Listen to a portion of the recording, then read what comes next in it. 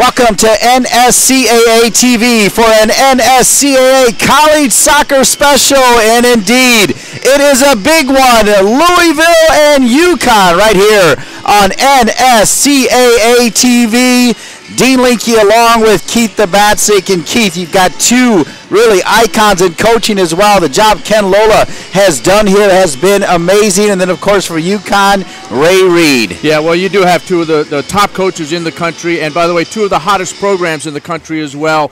9 games without a loss for Louisville, 7 games without a loss for UConn. But UConn needing their first win on the road. They've played most of their games at home, but both teams are just red hot, scoring goals, and I think this is going to be one of the more exciting college games we've had all year. We're here at Cardinal Park. It says the Dr. Mark and Cindy Lynn Stadium, but that'll be the stadium next year. The new stadium down the road as we're here at Cardinal Park, and delighted to be here with you for Louisville and UConn. Of course, UConn featuring one of the greatest goalkeepers in the game. So exciting, Mr. Blake. Yeah, Andre Blake, he just sat out his first games ever as a career goalkeeper for UConn when he had a little bit of an injury the other day. But Wednesday he comes back, another shutout, and that his 30th shutout of his career, and he's just a junior, 40th win of his career. By the way, Dean, though, a pretty good goalkeeper he's going against as well. Yeah, indeed, no doubt about it, as Johan Ball has been fantastic. He's Keith the Batsick, I'm Dean Linke, and guess what? We caught up with both coaches moments ago to get their takes on this game.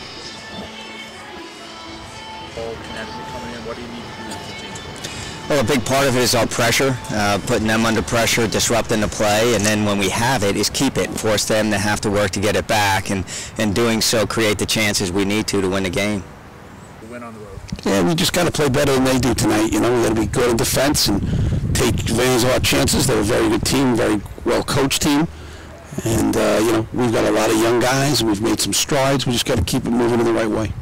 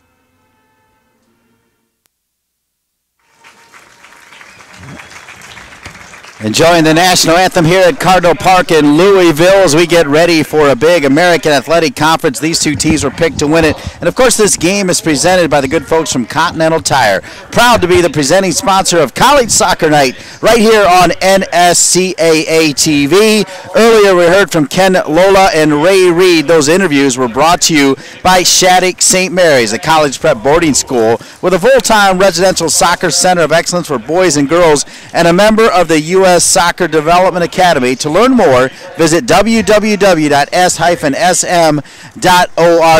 Let's take a look now at the starting lineups for tonight. First with Louisville. Yeah, with Louisville playing out of a 4-4-2 with the diamond in the midfield. We talked about Johan Ball, the goalkeeper. He's .49 goals against average this year so far, 7 shutouts for him.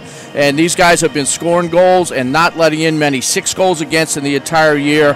Solid team all over for Louisville. That's your starting lineup for Louisville. Let's take a look at the starting lineup for Ray Reed's UConn Huskies. Well, they're playing in a 4-2-3-1. Right, again, we mentioned Andre Blake already, arguably the best goalkeeper in the country, but it's the forward, Kyle Lairn, that's a freshman from Ontario, Canada, with 5 goals and 1 assist that's really been putting it in the back of the net. Bezo, the great player from Spain, Adria Bezo, giving all the assists as well. And don't forget about Mamadou Diouf, who is back from an injury, and he is expected to play today. Mamadou Diouf, the big man up top from Senegal. Yeah, and he's been out for most of the games this year, and you know we saw him a lot last year. And let me tell you something: this guy can turn it on, and they're hoping that he can really run them into the playoffs and be a big help for them tonight off the bench, eventually in the starting lineup. This is a big matchup. It's a matchup of the preseason favorites in the American Athletic Conference, the number 7 Louisville men's soccer team, and of course UConn, who, believe it or not, is not ranked right now. That will change because UConn is legit. The Cardinals improved to 9-2-1 overall on Tuesday night with a 3-0 win at reigning NCAA champion Indiana to extend their unbeaten streak to 8 matches. UConn improved to 6-2-4 with a 4-0 win over Columbia, and they have a 7-game unbeaten streak. So one of these teams may crack, or it could be another tie. Well, I tell you what, I wouldn't be surprised at tie, and I hope, if it is, and I hope there's a bunch of goals in it, because both teams can score goals and keep the ball well. I mean, I think this is just two teams that always put on good teams every single year, good programs, obviously. This is the 6th all-time match between these two teams. The Huskies have won 4 straight since the Cardinals won the first ever meeting in this series 2-1 back in 2005. Now, they did not play last year, these two teams, but the Huskies earned 2 wins over the Cardinals in 2011, earning a 1-0 double overtime victory on October 1 and a 1-0 neutral site victory in the Big East tournament on November 11th. So that's 2 years ago. 2 years since these two teams have played. Well, 2 years since they've played, Dean, but obviously being in the same conference, in the Big East Conference, for the last number of years before coming to the American Athletic Conference, they know each other very well, and the two coaches respect each other quite a bit. And I think this is a game they've been looking forward to, circling on the schedule all year. Here's the deal with Louisville as well. We mentioned 8 games in a row unbeaten. They've allowed 1 goal in that time, and that came in a victory. Yeah, and I think it's just one of the amazing things. They're scoring goals, but keeping the ball and creating chances. And obviously when you go with two of the best teams in the country, beyond me, I could not believe when I saw that Connecticut was not ranked in the NCAA poll this week, but 2 of the best teams in the country. Both teams are going to have their moments, and it depends on whether they can take advantage of that when they do. Meanwhile, UConn, they've actually scored more goals, 7, in their last 2 matches than they've allowed in shots. And that is a core fabric of a Ray Reid team. Defensively, they are always so strong. They are, and their strength defensively comes from 2 things. Clearly they've always had fantastic goalkeepers. Andre Blake following the footsteps of many of them. But also they keep the ball so well, and the amount of times that they're under constant pressure offensively are so few. All right, he's Keith the Batsnake, a longtime coach at Georgetown who faced Ray Reid on multiple times. We won't even ask you what the record is there, Keith, unless you want to talk about it. Okay, actually, it was quite good. Well, okay, go ahead. I couldn't tell you what it was, but I was quite proud of it, so that's okay. You can ask that one. All right, very good. Well said. As we are here at Cardinal Park in Louisville, as next year the Dr. Mark and Cindy Lynn Stadium will be just down the road. It'll seat 5,300. It's going to be beautiful. It is. It's going to be arguably one of the best college soccer stadiums in the whole country, even arguably one of the best soccer stadiums in the whole country. For college soccer, perfect size, will hold about 5,500, and we look forward to seeing that. All right, the Louisville Cardinal, your starting lineup is Joachim Ball, who is the talented goalkeeper from Germany. Left to right, Jerry Ramirez, number 12, Jimmy Ockford, number 5, Michael DeGraffen, right, number 2, and Taylor Curtis. In the middle of the park in a diamond formation, Daniel Keller's your holding mid at number 20. On the left side, 22, Andrew Brody. On the right side, number 10, Marlon Hairston, and he is a player. In the middle, Adi Akinsanya, the transfer from Boston U, and up top, Zach Foxhoven, the transfer from UCLA, and Ricardo Velasco, who came over from Cal State San Bernardino. Meanwhile, for UConn, as we get ready to start this game, ref by Tim Deddy-Singh, you see him there in the middle, and he is giving the call. Andre Blake's in goal, left to right, Owua, Mercado, Campbell, Nerwinski. In the middle, Bradley and Foshiva, Adria Besso, Zuninga on the right, DeGrassa, and Lairn. That is your starting lineup, so we are underway, Keith. Louisville in their white, red, and white, and UConn in all blue. Bit of a pit stop for Louisville in the American Athletic Conference. Next year they will be in the ACC, and we'll talk to Amy Sang, the Assistant Athletic Director, about that move here in a little bit. It is a small stop, but they're at the top of the conference, so if it's going to be a short stay, they're taking full advantage of it. Preseason, UConn picked to finish first in this conference, and Louisville picked to finish second. Right now, it's reversed in the standings. Connecticut trying to settle it.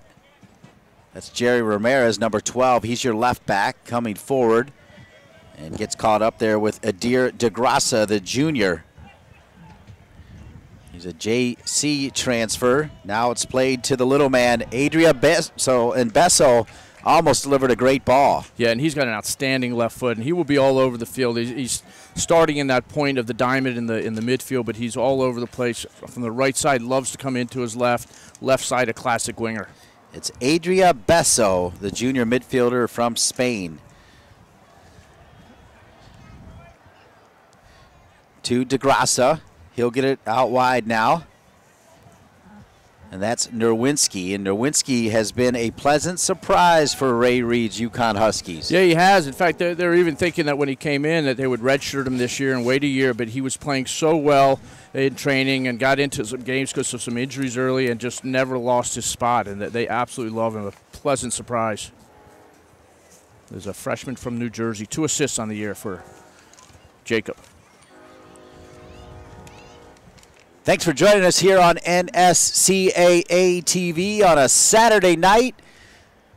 One of 4 games remaining at the Division I level, and a fantastic package put together by Rob Kehoe, the Director of College Programs for the NSCAA. We thank you so much, Rob Kehoe, for continuing to bring these great games, and it's been fun, Keith. No, it really has been, and the games that are left on the schedule are going to have a lot of meaning to them. Conference games that will, tip the balance one way or the other, just like this will for the American Athletic Conference. On Friday, Duke and Wake Forest in Durham. Throw in now for Louisville. It's chilly here in Louisville, by the way. It was rainy all day. This one played inside, and Blake will let it run out of bounds. And Andre Blake, he sometimes entertains himself back there, the Jamaican, and he is big time, though, as a freshman, 19-3-1. Last year, 17-4-1. Coming into the season, a .47 goals against average, the 2-time Big East goalkeeper of the year. He's only a junior, folks. Corner kick for Louisville, set across. Headed out of there by UConn, falls back to Louisville. This one played back to the right where it came from. Louisville tucked inside. Akinsanya's there on the turn. Back across. Cleared off the line by UConn. Louisville knocking at the door, Keith. Yeah, absolutely. That was an excellent turn at the 18, and then the cross coming in for a chance. And as we said, UConn started off with the ball, gets right into the 18. Louisville back down the other way, and we expect that all night long. Blake, not the only Jamaican to star on this team. The big man, Sergio Campbell, also from Jamaica, a transfer from Central Arkansas. He is huge back there, number 4. That's Marlon Hairston, number 10, a complete soccer player, as Akinsanya will switch it. Left side, good overlapping run. Looping back in here now, Taylor Curtis, as losing the ball there, number 22, Andrew Brody. Tracking all the way back is Jerry Ramirez. He's the left back. Played again to Akinsanya. Of course, Akinsanya, we remember when he played for Coach Roberts in Boston U a few years ago, and part of the NSCAA Game of the Week, Keith. Yeah, it was impressive as a freshman back then, and having a very good year. He's a very versatile player, too. He's played the midfield for them back then, but has played outside back last year for Louisville. Hairston stays with it. On the turn, Louisville is in. And not too dangerous for Blake. Is coming in there with Zach Foxhoven. He is the transfer from UCLA, and he was on the preseason picks. He struggled to get going as Ricardo Velasco has been doing most of the scoring. No, exactly. As we watch this chance again, he has a nice turn in there, and can't quite get it off the way he wants to. And Blake actually just bobbles that ball a little bit, but covers it well. And Foxhoven with 2 goals, 1 assist on the year. Played up top, trying to find the big man Kyle Laren, the forward from Canada that Keith DeBatsnik talked about when you saw the lineups. We're in Louisville here for an American Athletic Conference matchup between the 2 teams picked to win it. UConn was picked number 1. Louisville was picked number 2. Louisville's not lost a game in conference yet. No, 4-0-0 in conference. UConn 2-0-3 in conference. And one thing about UConn is that they've only played 3 games on the road. They haven't had a win in those 3 games, so they're looking for their first win on the road. And it's an important thing to have those key wins on the road or key results on the road when it gets down to NCAA seeding as well. Campbell will play it all the way back to the goalkeeper, Blake. Blake comes out of the 18. He's not afraid to dribble around with it. He'll even juggle it back there a little bit. Bradley. And this one comes all the way back to Joachim Ball from Germany. Played in the junior league of the Bundesliga. I would think that doesn't hurt your pedigree. No, it doesn't at all, actually. And just absolutely solid goalkeeper. He's arguably seeing, two best goalkeepers in the country. You can argue Andre Blake. You say he was 2 times Big East goalkeeper of the year. The only reason he won't be 3 times is he's not in that conference anymore. Given the chance to the rest of the goalkeepers in the conference. Played wide to Curtis. Now back in the middle to Keller. And it is looking like a diamond right now for Ken Lola's team. Plays that traditional diamond for the most part as it goes left side here to Brody. Brody. And it's dropped back here now to Jerry Ramirez and comes all the way back to Jimmy Ockford, the transfer from Mount St. Mary's. You see that a lot in college soccer, quite a few transfers. Speaking of transfers, Dylan Mayers is now at Indiana, and they lost to this Louisville team on Tuesday 3-0. Yeah, and Indiana struggling to find the form that got them the national championship last year. That is the understatement of the year, 4-9-1. Jerry Ramirez, this will come back here now to Ockford. They'll switch it back in the middle to Michael DeGraffenreich. Played centrally to Daniel Keller, quickly to Hairston. Nice, quick touches from Hairston. Ken Lola cannot say enough good things about this player from Jackson, Mississippi, of course, part of the IMG Academy. His cousin is LaMarcus Aldridge, the NBA player. Yeah, he's got some good genes in him, but he is a very talented player, and we loved watching him last year. And coming out of Mississippi, but obviously got his pedigree at the IMG Academy. Here comes Louisville, dancing around a little bit. Here is now Velasco. Foxhoven wears number 11. They get it out wide right, sent back in. And no problem for Blake. He is so athletic, fun to watch, Keith. I watched last year's regular season game with Connecticut at Georgetown, and Blake just made a save there that I've probably not seen in college soccer. DeGrassa now to the freshman Laren. Laren has had a good freshman campaign. The little man, Besso. He is so slight out there, the junior midfielder from Spain. But he doesn't lose the ball, Keith. No, I mean, he is your typical Spanish player, Spanish midfielder, and his possession rate is extremely high. And I knew that was going to happen. It was going to absolutely it's like the free throw shooting curse, right? I was going to wait till he actually connected right there before saying that. Nowinski around the corner, down near the end line, sent back across. Pretty good ball, but cleared out of there neatly by Jimmy Ockford. Back on it is Besso. What a tuck back in. Besso goes around Keller like a cone. Back to Besso. He's in. He can cross it. He can't get it over, though, as Kyle Laren was lurking. Nowinski back on it. Now it's dropped to DeGrassa, all the way back again. Fashiva, George Fashiva, who played at Hawaii Pacific. Boy, and Louisville surviving that UConn attack, Keith. Yeah, and they went in. Again, it was all Besso creating that, and some quick 1-2 there, which almost just wasn't quite hard enough on the return pass to Besso to get him through. I thought Besso was offside. Now it looks like they'll finally call it. 10 minutes in, Louisville and UConn coming to you from Louisville, Kentucky. A big matchup in the American Athletic Conference. Dean Linke along with Keith Tabatsnik. Delighted to be with you on a Saturday night of college soccer. The Louisville Cardinal under a guy named Rick Pitino actually had their red and white scrimmage today. Downtown was buzzing despite the weather.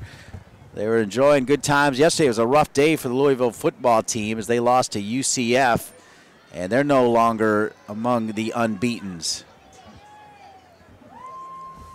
Pretty busy sports weekend here in Louisville, Keith. It always is. It's a pretty good sports school from what we can gather. They got plenty of good teams and facilities, and we're going to be talking about next year's facility, the Dr. Mark and Cindy Lynn Stadium that's going to be ready for play starting in 2014. Opening game here, August 28th versus Maryland. Ooh. Boy, I'd like to be there for that one, Keith, if you put in a good word. You heard that, Rob Keogh? Akinsanya on the turn. Played up top to Foxhoven. Besso. Besso with that left foot. Pretty clever ball all the way over to DeGrasse. Adair DeGrasse played in. DeGrasse will get it back. Heavy touch from DeGrasse. Locked down there by Jimmy Ockford. And if that touch stays a little bit closer to him, he might have been able to shoot it, Keith. Yeah, shoot it, or if he isn't able to shoot it at the time, at least have a chance to get by the next defender. But, yeah, it did get away from him, like you said. Besso on the spin, a little bit too clever, and Keller didn't move and able to handle it. Plays it up top to Foxhoven. He was mugged in the back there by Michael Mercado. No call as Louisville keeps possession. And here again is Hairston. Hairston dropped it quickly.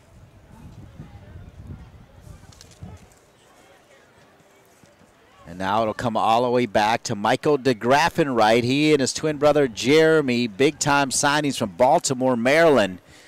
A couple players that escaped Sasha Sorosky. Yes, exactly. And his brother Jeremy has been injured as a forward. And, of course, Michael a defender, so they probably went in the backyard playing one-on-one to hone their skills.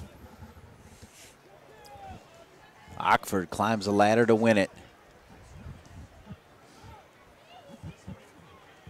Pretty good pace of this game so far. Zuninga up, now to the right, trying to find the freshman Laren. Laren, boy, so strong. He was pushed a little bit inside the box as Ockford came over. No call. Dropped back. Set, and a good save. There's hammered there by Zuninga, but ball gets low and handles it. Yeah, he got low because that ball was dropping down as it went, and he covered it quite well. No rebounds coming off that. That's the type of ball that can give up rebounds as well. You see, UConn has just quite a mix of that skill, quickness, but also the size there. It's so hard to defend those guys. They can roll right off you if you're too tight. You'd be very smart.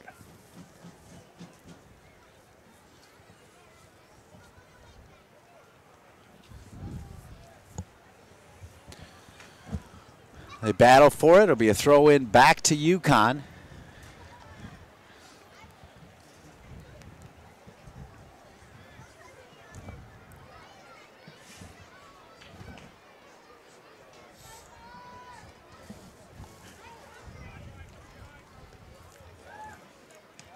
Campbell. Sergio Campbell, as I mentioned, another one of those Jamaicans. Keller tried to play it up top to Foxhoven. He'll drop it all the way back now to Ramirez. One back by Zuninga. Zuninga had that shot. Besso back to Zuninga. Has Nerwinski behind him. Good defending coming over there by Andrew Brody. Foxhoven tried to turn it to himself. One back now by Colin Bradley. He's a redshirt senior from West Hartford, Connecticut. Now Zuninga. It's a nice shot by Zuninga moments ago. Yeah, he set that up well, and I think he was definitely trying to drop that in front of the keeper into that near post. Talk about Colin Bradley, by the way, redshirt senior. It's had his first 2 collegiate goals this year, both on penalty kicks. There's our center, Timothy Debising. Making that run on the far side is another freshman, as Ray Reed going with 2 freshmen, as Sabalo is out, so Nowinski has come in, but Kwame Uua, a freshman from Canada, part of the Canadian Youth National Team pool, and he's a good player. He's good, and he's just one of those players that fits right into Ray Reed's system, getting forward and fast, and as much a winger as he will be as a defender, but it's hard to get in behind one-on-one defense because he's so quick. Louisville wins the second ball off the goal kick, and now we'll get the foul as Hairston goes down, and Hairston also one of those players on the preseason American Athletic Conference watch list. And Hairston and Velasco, big-time players. And they're proven to Hairston with 3 goals and 2 assists on the year. Velasco with 5 goals and 6 assists.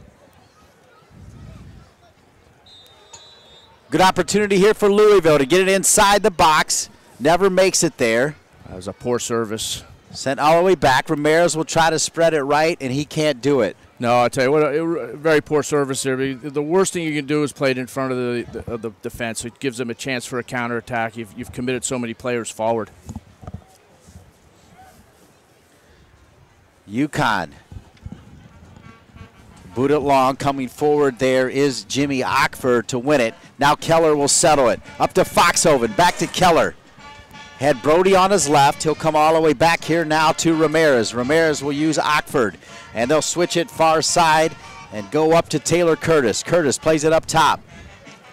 Louisville on the attack. Switch to Ramirez. Played inside. And now it'll come all the way back to Ockford.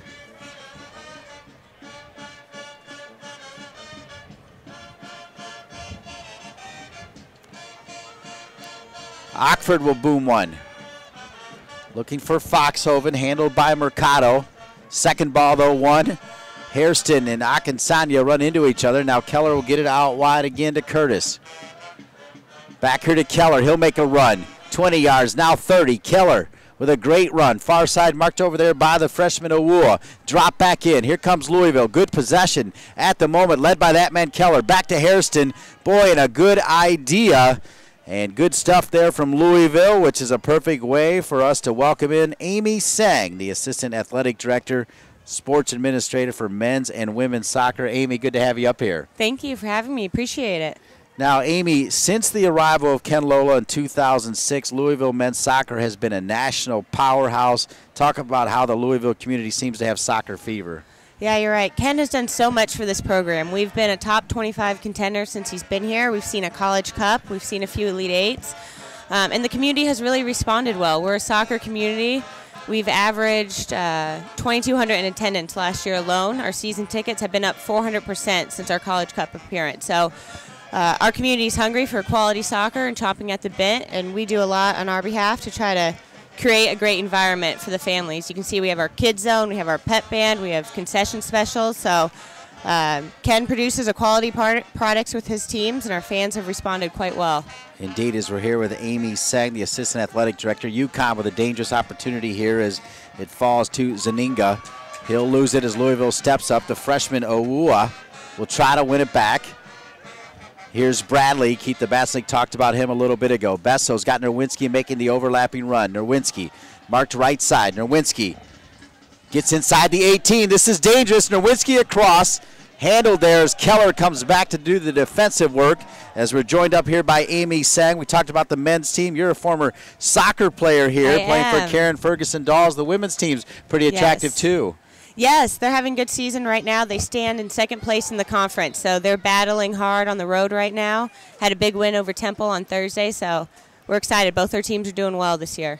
Now, Amy, I live in Chapel Hill. A lot of people are excited about Louisville's move to the ACC next season. It's got to be exciting not only for the student athletes and coaches, but also your fans. Right. I think we're probably even more excited than you guys to join. So, you know, with our fans across the board, whether it's baseball, whether it's men's soccer, women's soccer, we're going to see some of the best competition in the country. And anytime you can bring in some big names like a UNC, like a Duke, especially in soccer, both the men's and women's, our fans are going to see some quality opponents and play across the board in all of our sports. Louisville loses it in the middles. We're joined here by Amy Sang, the Assistant Athletic Director and the Sports Administrator for men's and women's soccer. Here comes Louisville. Nice move down the middle, trying to play it to Hairston and can't quite get it there. Next season, you'll be opening a state-of-the-art soccer stadium dedicated solely to your men's and women's programs. Talk about the new stadium. Yeah, we're opening up the Dr. Mark and Cindy Lynn Stadium. It's going to be open next Labor Day. This is going to be an amazing facility. So it's not only going to be the best college soccer stadium in the country, it's going to be better than a lot of professional teams. It's an $18.5 million facility. Also a 1,500-foot training center is with it, with locker rooms, player lounges. It even has a boot room. I mean, who has that in a college facility? So we're excited. We're going to have a capacity of 5,300, and we're expected to fill it out. Yeah, it's going to be called the Dr. Mark and Cindy Lynn Stadium. We decided to give it a little publicity early. Oh, we love that. So. They love it. Dr. Mark and Cindy Lynn are great supporters of Cardinal Athletics, and they've really stepped up to the plate with this one. Well, without question, you're not just talking about one of the best soccer venues in college, but in the country. Yes. You know, it's an $18.5 million project. Who does that for college soccer? You know, we're excited. Our fans are excited, and it shows that we're dedicated to these programs, both the men and women, achieving a lot of success in the long term in the ACC. Louisville going the other way with it. They'd love to score a goal for their sports administrator here, Amy Sang, former player here at Louisville as well, and that one will roll out of bounds. You said your dad might be watching. You were just on camera, by the way, so hopefully he was able to say hi to you as well. So, listen, it was really great, Amy. You've been fantastic, and thanks also for keeping us warm up here. We do appreciate it. Always Ken Lola. Everybody rolls out the first-class treatment. Garrett Wall was great. We really appreciate everything. That's good. We try to have our Southern hospitality, so thanks so much for having me. Appreciate it. Congratulations on your job. You're doing great. Thank you. All right, Amy Sang, the Assistant Athletic Director and Sports Administrator for men's and women's soccer.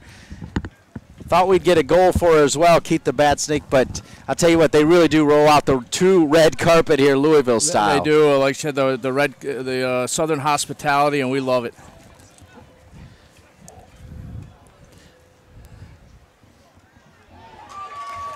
Well, the thing it is, Dean, it has gone back and forth. You know, a couple of good chances each side, one good chance each side probably right now, but both teams with some decent possession. And you know, and it's interesting. You know, we're halfway through the first half. I know that it's very important for Kenny Lola's team not to allow UConn to get in the rhythm, their possession rhythm, and I think UConn has been going forward a lot faster than we've seen them play in the past. Ooh, that's trouble, but yeah, a foul there. Yeah. You could, but balls like that are trying to spread out a little bit the Louisville defense, and if you play all in front of them, then they can keep compacting you, and those sort of balls are making it a little bit more difficult. I think you'll see UConn a couple times right on that borderline of offside or not offside, possibly breaking through. Keith, the bat snake, back with us here now as he stepped aside as we could spend some time with Amy Sang. Still no goals in this one.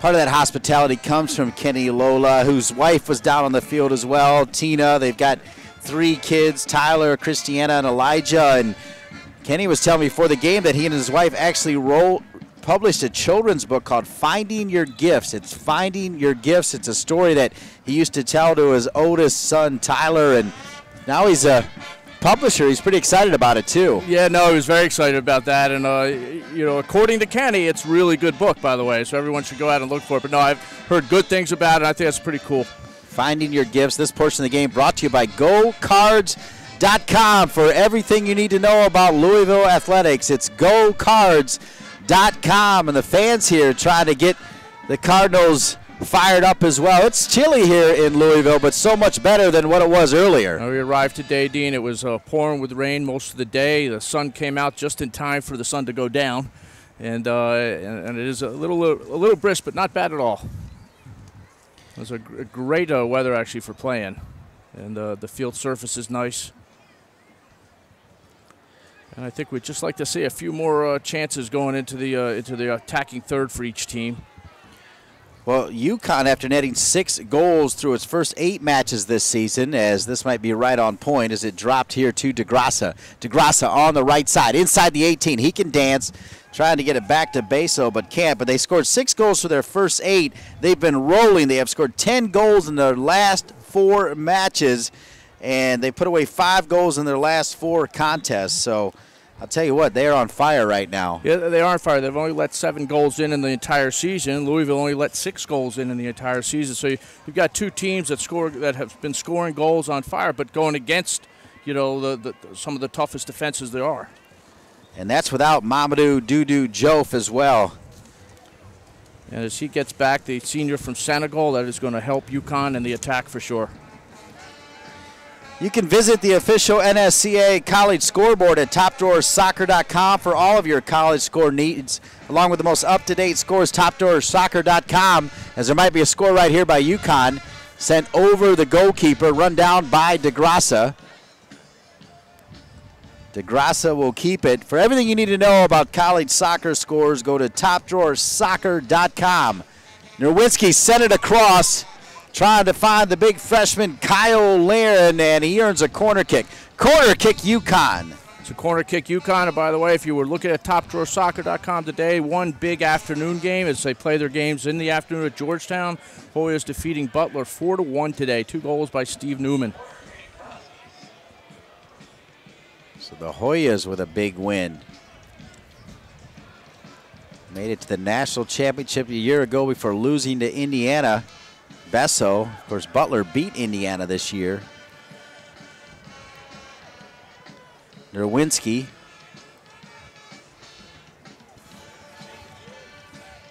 Played back. Besso. Besso tucked back in. Besso right through. Look at Hairston. Doesn't dive in. Besso, he'll drop it back. DeGrasso will take a shot. Can't get anything on it.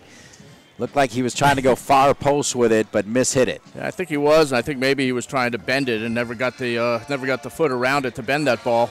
So have another look at it, and Besso gets that ball. He was definitely trying to place it to the far post, but needless to say, very poorly hit. You probably didn't need an analyst to tell you that. So Ramirez will come out as Louisville will sub in Hernandez.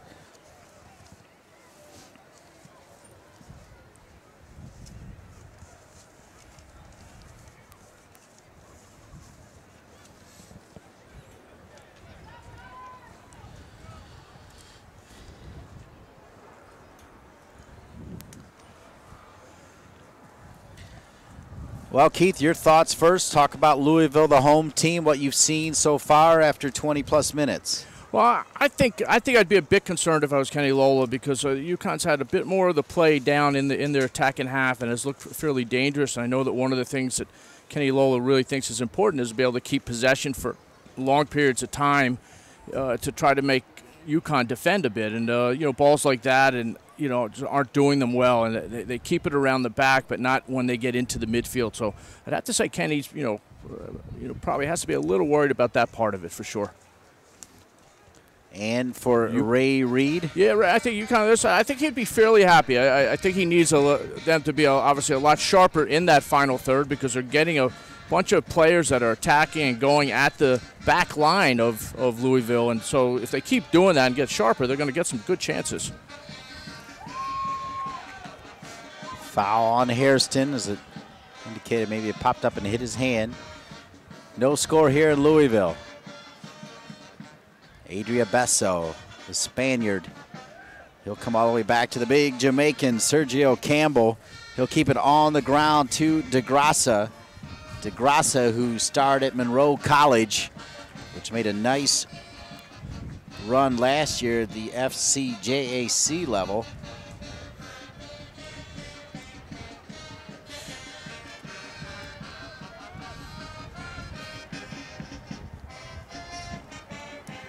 Keller in a battle won by Zuninga, the sophomore from Norwalk, Connecticut, Norwalk High School.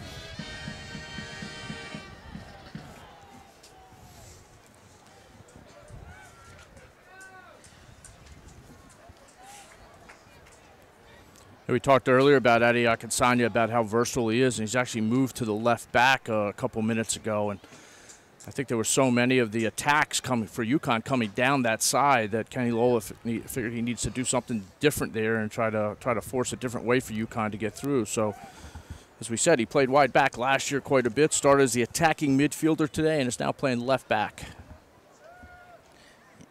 Romelio Hernandez has come in, the freshman from Maryland. As they put him in the midfield and they moved Akinsanya back there. Great point, Keith Tabatsnik.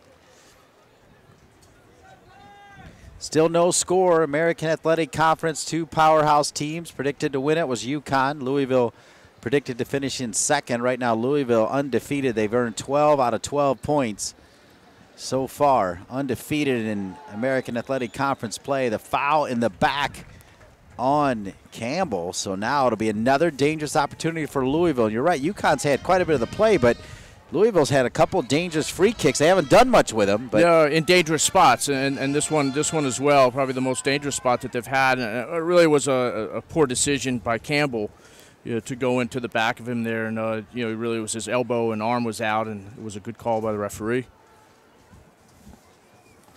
Orlando Matheson is getting ready to come in, and he has been part of that goal-scoring surge for UConn. Sent back across Blake, backtracking, but he's so athletic. He can take a step the wrong way, and like a center fielder, super athletic, he'll go get it. He's also got quite a wingspan too. And he catches that ball right at the top also. And that goal, just another restart. That was Velasco sending that in. That really just wasn't dangerous and didn't really wait for much movement to happen with his teammates before he sent it in. 31st minute. On the turn, a shot, Foxhoven! Foxhoven with the goal, and Louisville on top.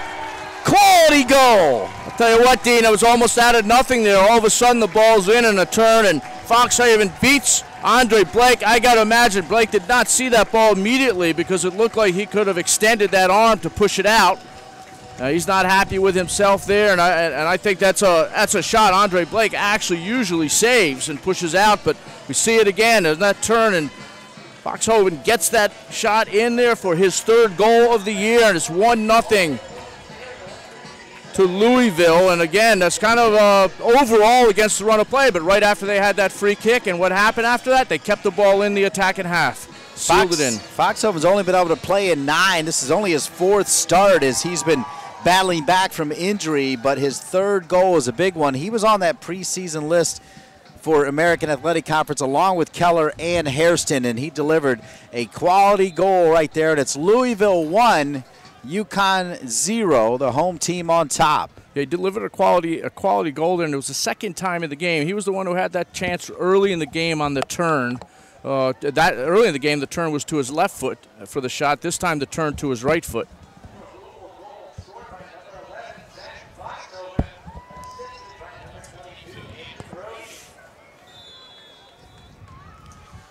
UConn comes right back. This one's sent in, headed out of there by Hairston. Tracked by Velasco and played up top. Foxhoven, of course, his sister Danielle starred at Portland and had more than one look with the U.S. national team, the transfer from UCLA. Foxhoven puts Louisville on top 1-0 on NSCAA TV. Yeah, and that was Andrew Brody with the assist, his 7th assist on the year as well. For Brody, the freshman from Florida, was with the Real Salt Lake Academy down in Casa Grande, Arizona. Played up top. Now back in the middle. I want to thank Garrett Wall, the fine SID at Louisville, and Scott Wagner, who has the same role for the UConn men's soccer team. They do a quality job. Appreciate all the information and the access to the coaches this week as we got ready for this big tilt.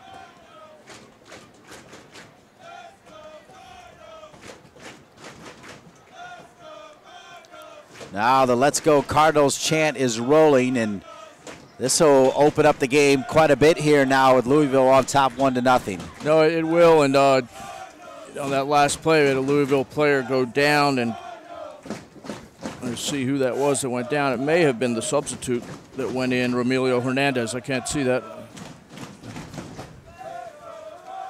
And yes, that was Hernandez that got kicked there. But yeah, it should open it up. I mean, I think, again, Ray Reed, obviously the goal aside, because I was very, very disappointed with how easy that came, but it has to be okay with how often they've got to the front half of the field, the front third, but certainly not with the quality inside it. So Ninga did well to keep it alive. Back to Laren. Matheson's in there now. He turns, and one too many spins, though, as Alando Matheson, the junior from Canada. And Matheson has 5 goals on the year, and a lot of them coming recently. He's been the super sub, and was quite a force for UConn last year as well, a scoring force, and a very streaky scorer. So they're hoping that this will happen again coming off the bench. Zuninga has now gone more in the middle. Now he'll drift out wide left. Looks like they pushed Besso over to the right a little more. Yeah, Besso played wide virtually exclusively last year. He was wide. Now he's come inside. The role that Carlos Alvarez played for UConn last year.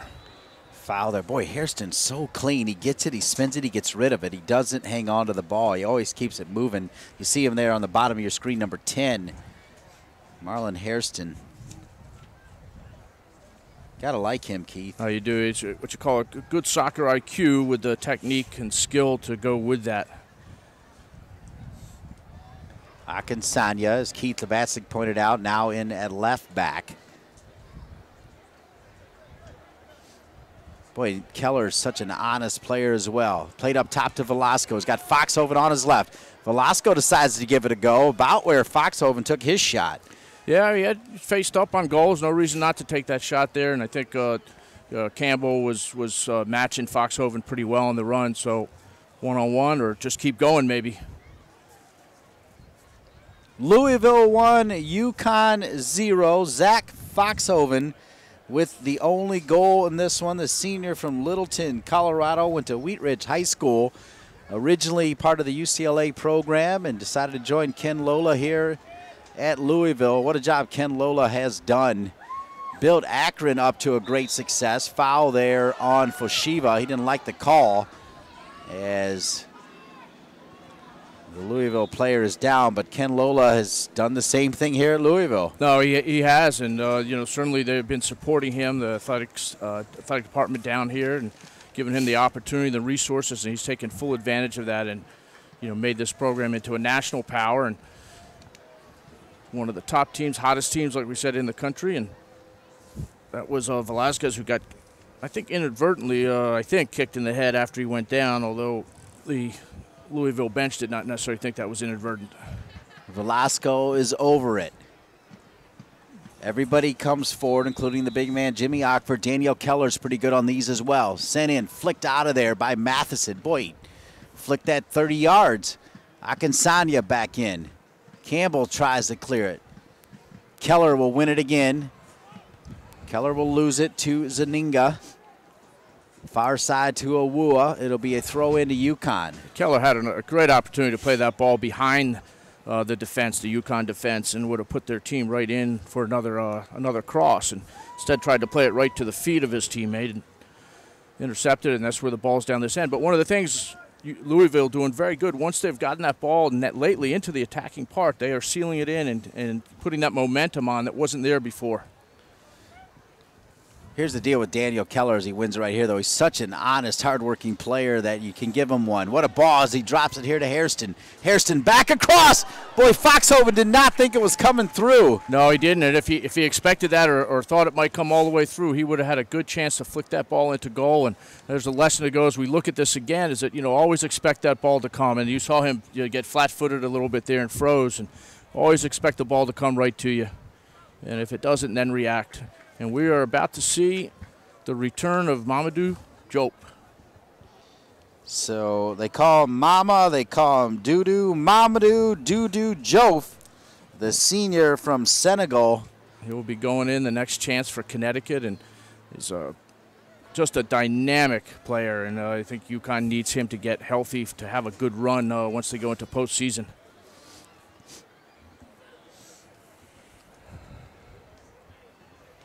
De Graffenright. He's got a bright future here at Louisville. Matheson. Nerwinski. Closing on him was Brody. Besso. Zaninga, clever. Matheson, boy, good idea, but not making the run there was Nerwinski. Yeah, and Matheson a bit heavy on the pass, but what an entry pass by Bezo there. And that entry pass, going about 35, 40 yards in there, cutting out 2 or 3 of the Louisville midfielders, and that's what basically opened up a counterattack out of possession.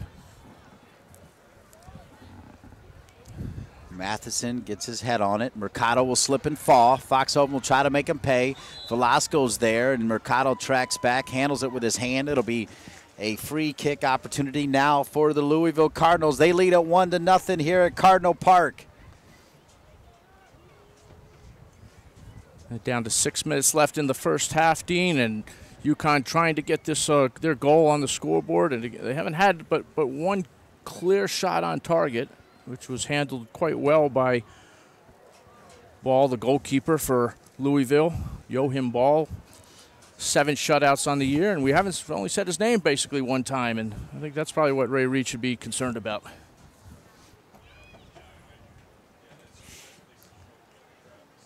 Over on the far side, they have a big head of Ken Lola. It's hilarious.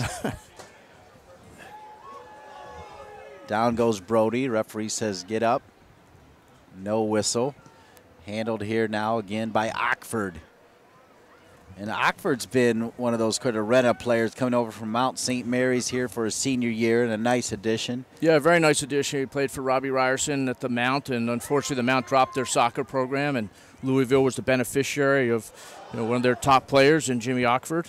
3 goals on the year, all on restarts, by the way. He will go up for all the corners and restarts being put into the box. Yeah, we just said his name a moment ago along with Keller. Here's Hairston making the run. Zuninga gets him from behind. They'll play advantage. That would have been a foul, I do believe. Right side, Ramirez hammers it in there. Mercado sends it right back to Graffin right now on it. Looks for Keller. Keller's got Matheson tracking behind him. He'll send it back in with his right foot. Fox over with a clever trap. And a shot from Velasco, but over the frame. Yeah, boy, he tried to hit that a bit too hard. Just good technique to put it on target, and that ball was laid off there. Just ended up there, perfect for him for that shot. I see this ball coming as it came back in, and again, one of the things Louisville doing well, keeping the ball in that half, and great trap by Foxhoven. Yeah, just I brilliant. think he got caught under his foot, and right there, and then he was able to keep his balance and lay that ball off perfectly.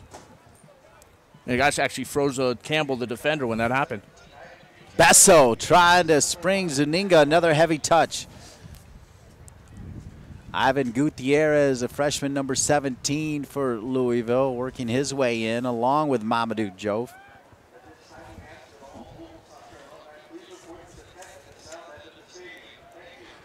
Right side, it'll come back to Blake. I'd like to thank Choice Hotels, the official hotel sponsor of the NSCAA. Wherever the game takes you, Choice Hotels makes getting there easy. Visit choicesportstravel.com to book your hotel today.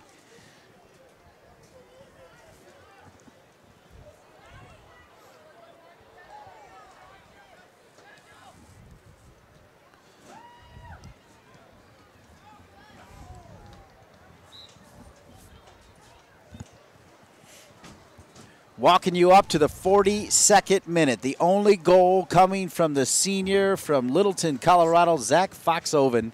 And Louisville on top 1-0 over Ray Reid's UConn Huskies. Yeah, and until the time of that goal, I would have to say that I thought UConn had the better of the game. And from that point on, though, they have not. It's been Louisville with the better of the game with another chance and a close chance right after that. Very unlike UConn, that they're not able to keep the ball moving and keep the ball rolling. Really, since that goal, it kind of rattled them. Gutierrez, number 17, trying to run that down. Booted out of there by Mercado. Be a throw in quickly for Louisville. Just 2 minutes left here in the first half. Brody on the spin. Velasco's drifted all the way over here to the left. Quick touch from Velasco. Tough ball, though, to handle for Andrew Brody, the freshman from Florida. Fashiva started this play. Up top to the big man, Mamadou Jove. Back post, nobody home, trying to find either Matheson or the on-running Nicholas Zuninga. Yeah, and Zuninga was fairly deep there. Matheson, the only real target right in front of the goal, and the ball played over top of him. And really, basically, only second look at Yohan Ball this half. Campbell almost got whistled there as he went up straight, but then shoved with his left arm. Look at that, Besso. Boy, good idea there. Just trying to put it over the top, but guess what? When they get over the top, that man right there is their ball. And that's what's going to happen most of the time when those through balls are played over the top through the middle, and they need to be played off post a little to the right or to the left to have a chance to eliminate the goalkeeper.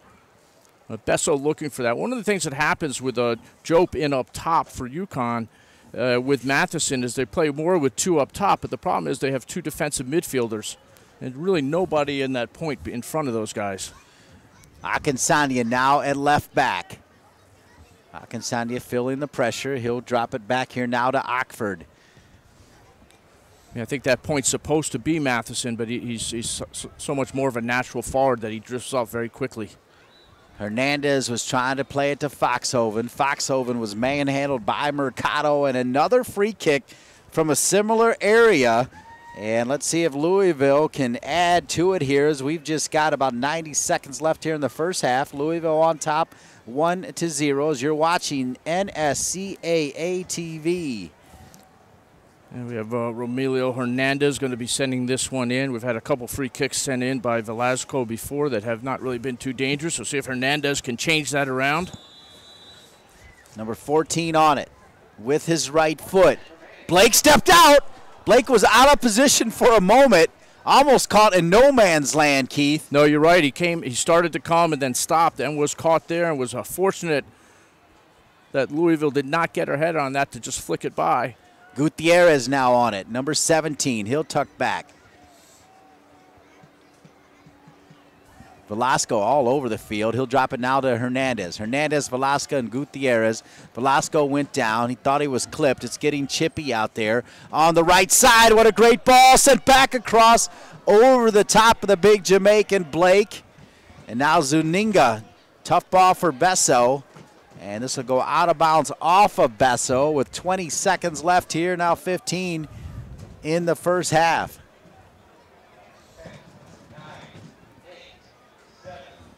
So we will go into halftime with Louisville up by 1, Dean. And again, it's been Louisville since that goal. It was Connecticut prior to that goal.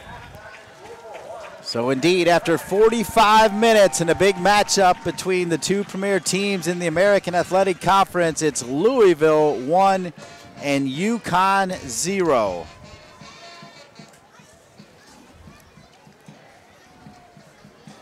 And we're now joined by,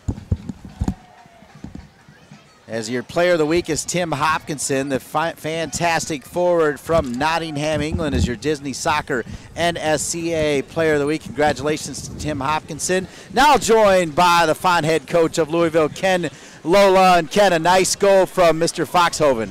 Yeah, he did well with it. I thought he had a couple of chances, and he turned, got on a half turn, got his head up, and hit it well. Zach can do that, and I think we've got to continue to find the two forwards in front of their center backs. When we do that, we've had some success. Yeah, Kenny, you happy with the change you made when you put Akinsanya back to left back?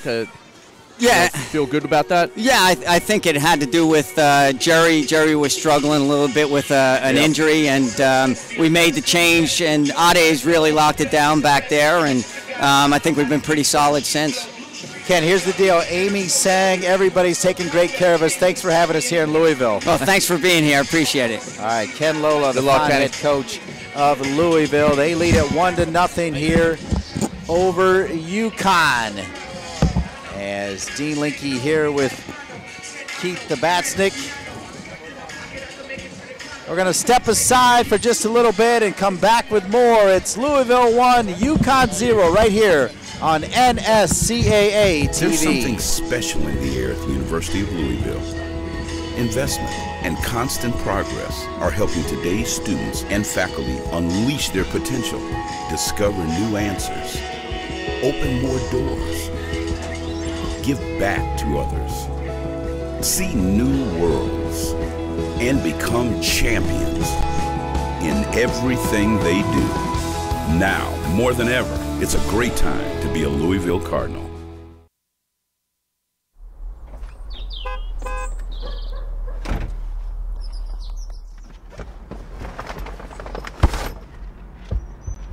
Hey, Miss C. Sorry I'm late.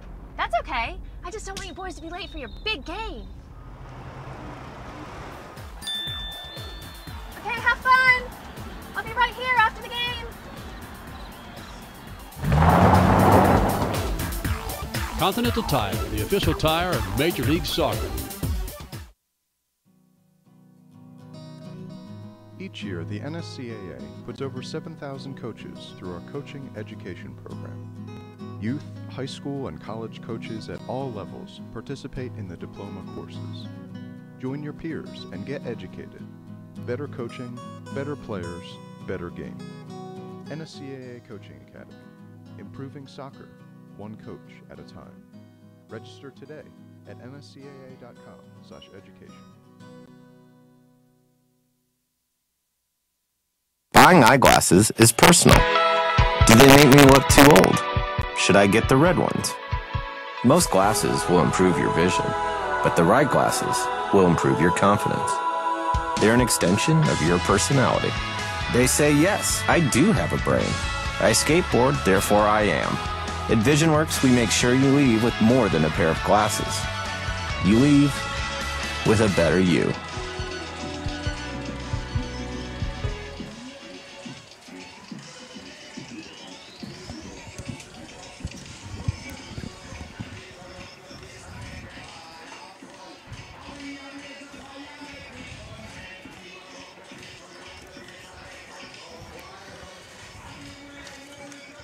The broadcast of this match is authorized by the National Soccer Coaches Association of America. Any rebroadcast, retransmission, or other use of any image, sound, account, or description without the express written permission of the NSCAA is strictly prohibited.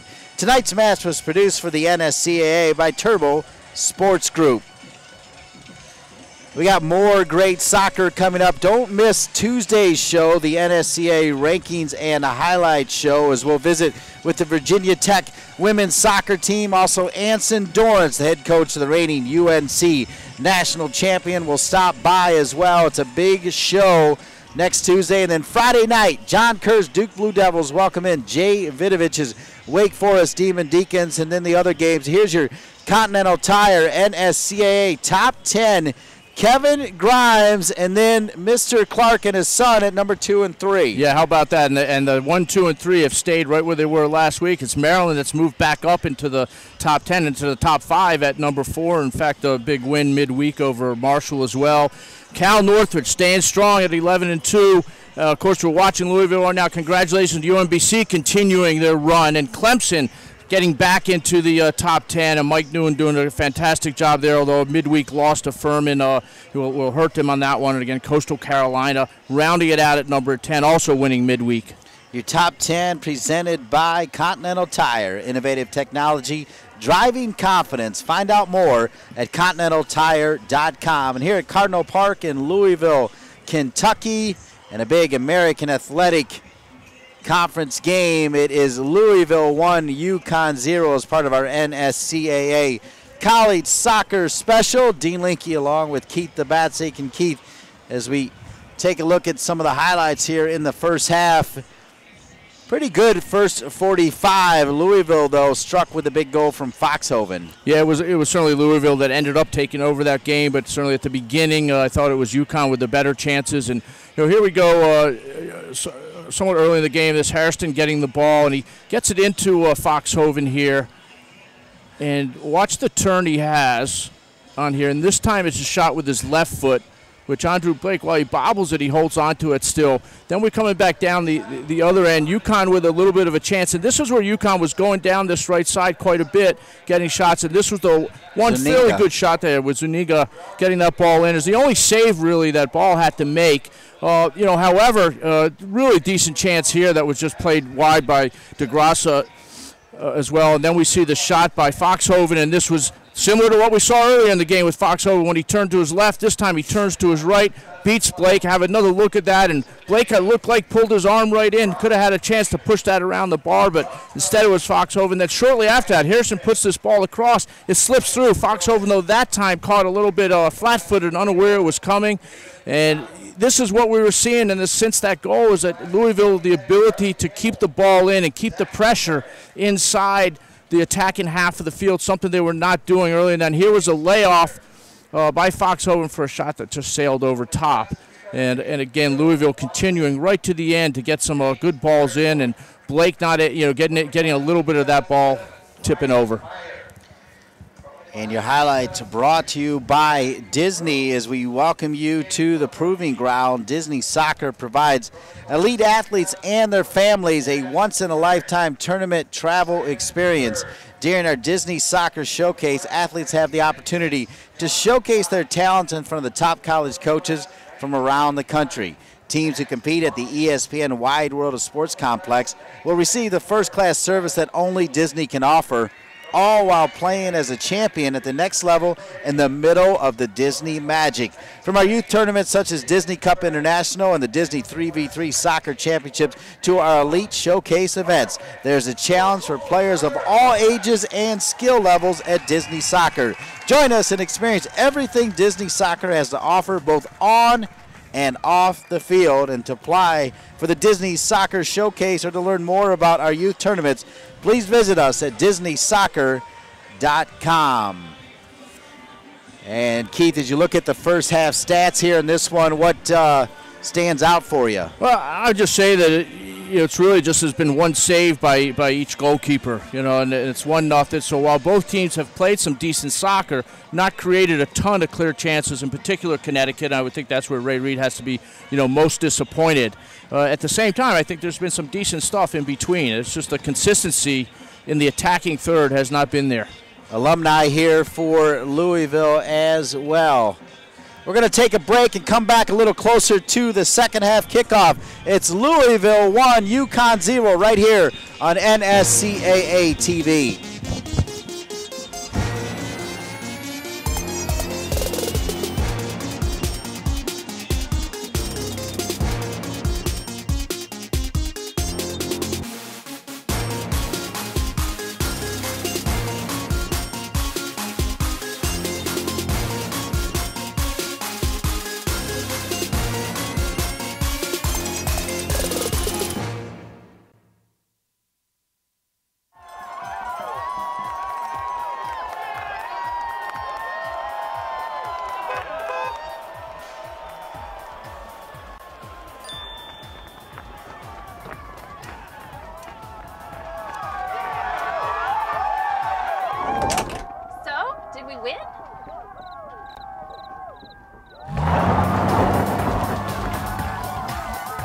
Continental Tire, the official tire of Major League Soccer.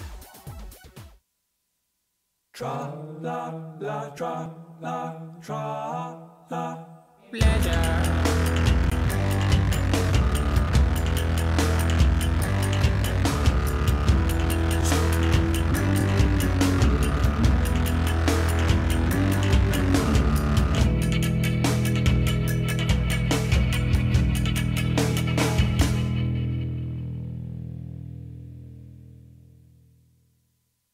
The new fall flooring styles are here, and we've got them on sale now at Lumber Liquidators. Save on new hand-scraped and exotic hardwood, bamboo, laminate, and more. Choose from 53 floors under $2 a square foot. Don't wait. Sales going on now at Lumber Liquidators.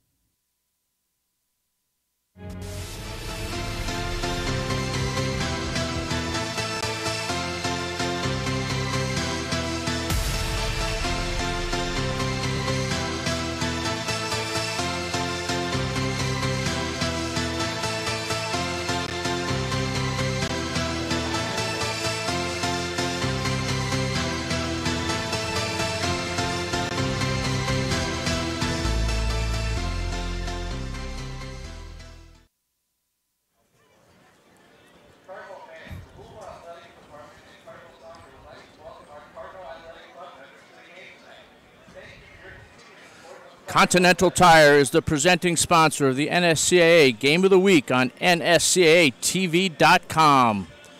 Right, please stay with us, and we will be back closer to kickoff for the second half with the score Louisville 1, University of Connecticut 0.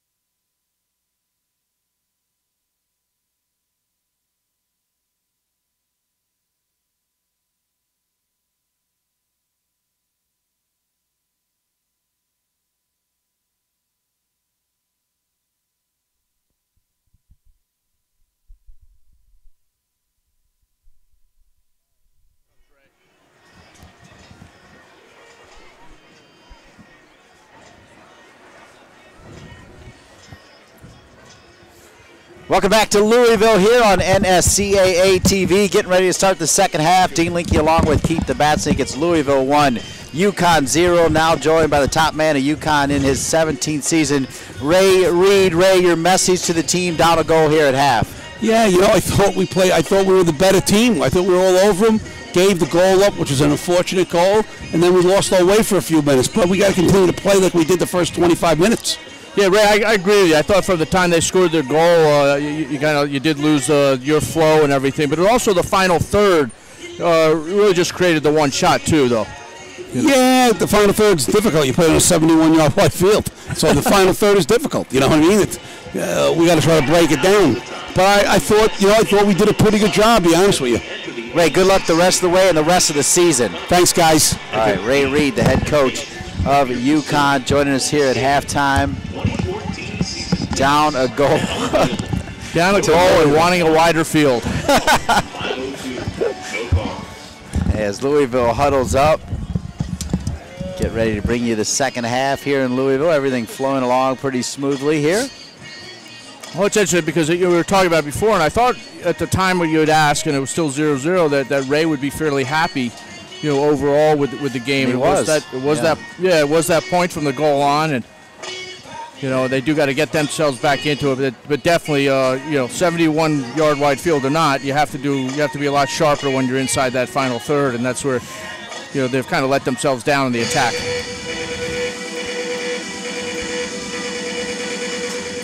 All right, let's see if Mamadou Jof will stay in there as well. He came in. Matheson looks like he's back on the bench.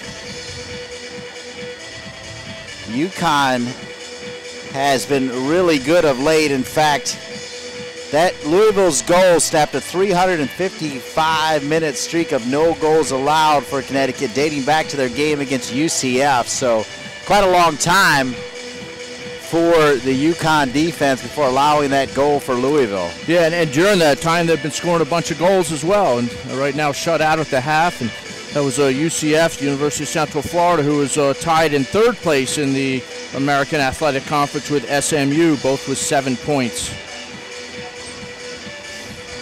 Get ready to start the second half right here on NSCAA TV. We thank you for joining us. And it looks like Jof is actually back on the bench, so not in there for a very long time, as UConn will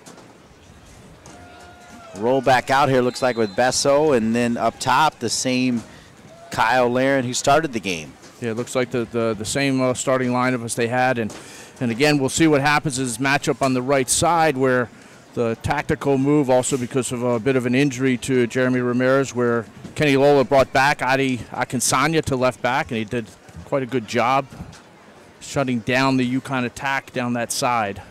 Second half underway here on NSCAA TV with Louisville on top 1-0. I want to thank Kenny Lola and Ray Reed for joining us here live. Kenny Lola right at the end of first half, and Ray Reed just before we started the second half.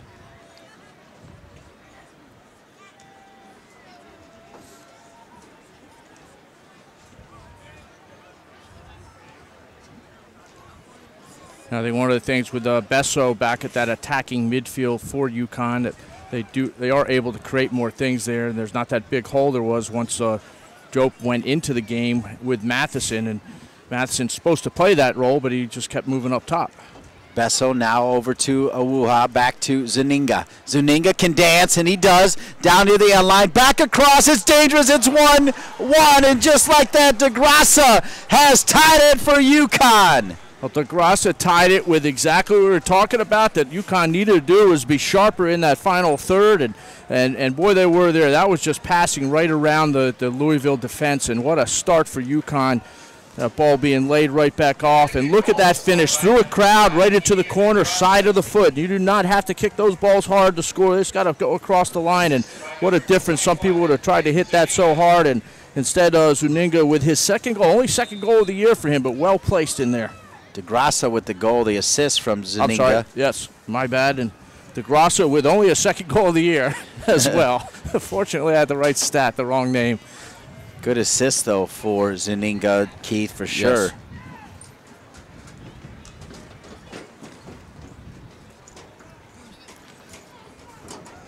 Nowinski will bomb it long, and just like that, we've got a brand new ball game here. We're tied at 1. Ray Reed had a lot of optimism as we talked to him here just before the start of the second half. Felt like they had a great run of play, but I'll tell you what, it was really just a good one-on-one move there from Nicholas Zaninga to get down to the end line. Yeah, it was a good 1-2 in combination to get to that one-on-one, that he beats the guy and plays a perfect ball back to DeGrassa.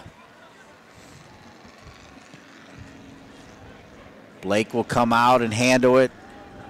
Super athletic, 2-time Big East goalkeeper of the year. First time it's ever been done as a freshman.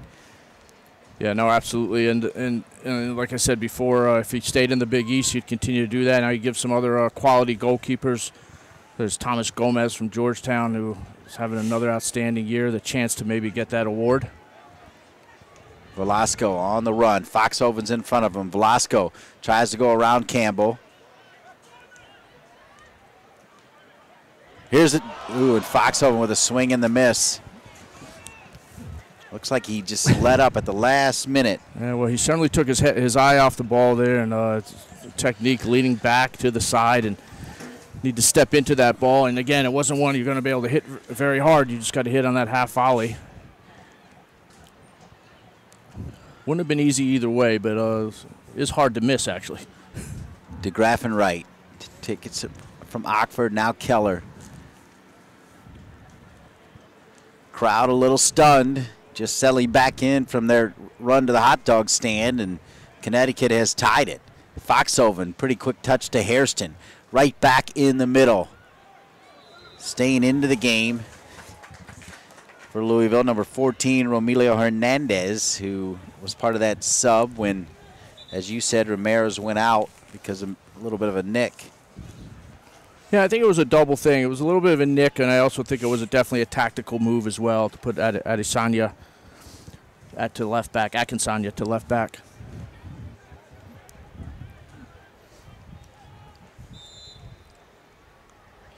Free kick opportunity. Velasco will drop it in. Oxford gets his head on it. What a save by Blake. Blake took a step out, came back, parried it away. Really, only a couple goalkeepers can make this save right here. Yeah, and you look at that because, as you said early in the first half, he could go forward and still get back on things. That's exactly what happened there, and timed it perfectly to just touch it over the top of the bar. And a corner kick now for Louisville. Dangerous ball in there. Sometimes sometimes I'd rather see them play the ball out wide first and open up the defense, but certainly had a chance out of that one. Velasco will handle the corner kick. He has 6 assists to go with his 5 goals, 16 points to lead the Cardinals. Back across, and Blake will handle it. He thought about restarting. He's not afraid to throw it 20 yards either.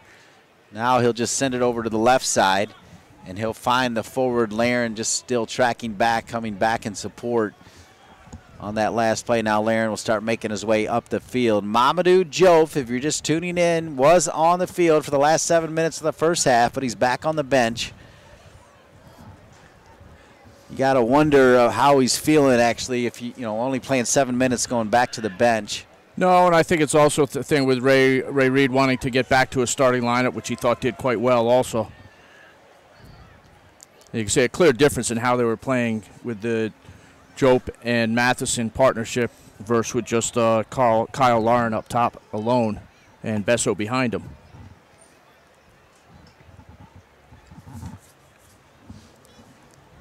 And again, Besso was part of the initial part of those combinations that led to Zuninga's one-on-one and pull back for the goal for DeGrassa.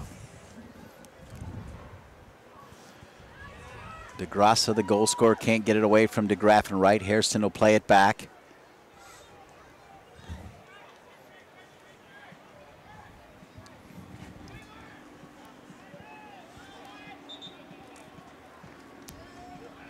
Quick throw in. Besso just outside the 18. Awuwa is there, the freshman. Awuwa down near the end line with his left foot. Pretty good cross. Far post, down and handled by Ball. Yeah, and I think that header was just headed down. Maybe better to head it across. Zuninga trying to put it on target, which he did, but couldn't get much on it from there, and bring that one back across and give your forwards a chance to get onto it.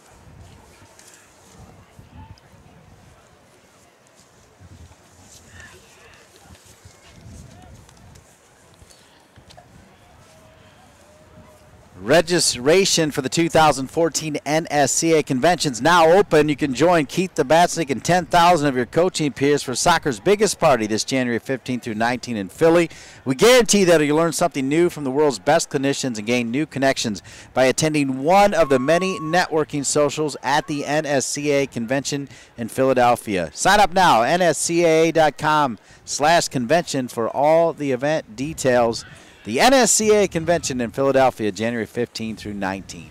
1-1 here at Cardinal Park in Louisville.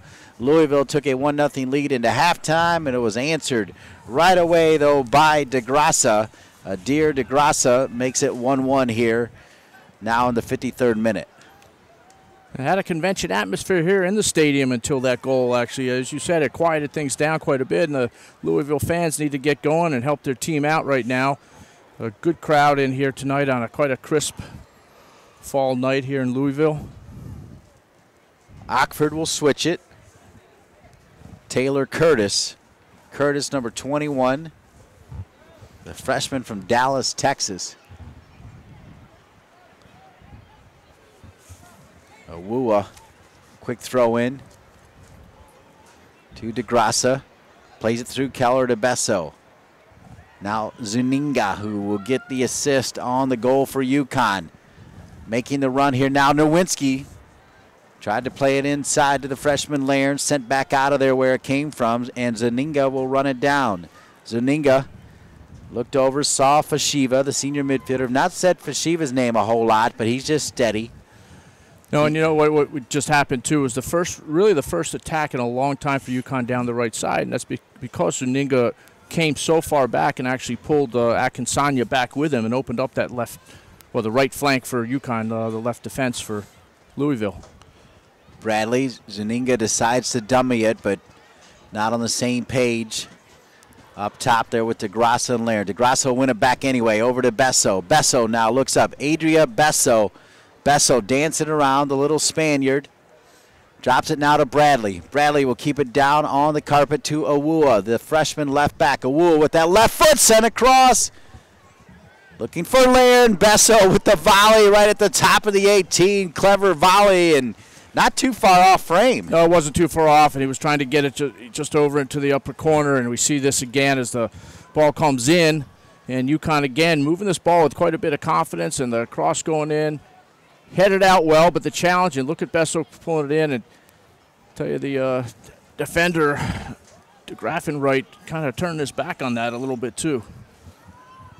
He needs to get a foot in front of that shot. As you said, Dean, wasn't that far off, and on Besso's favorite left foot. Zuninga. Awua. Left side, Awua. Awua can't get it past that last line, though. It was good defending by Curtis.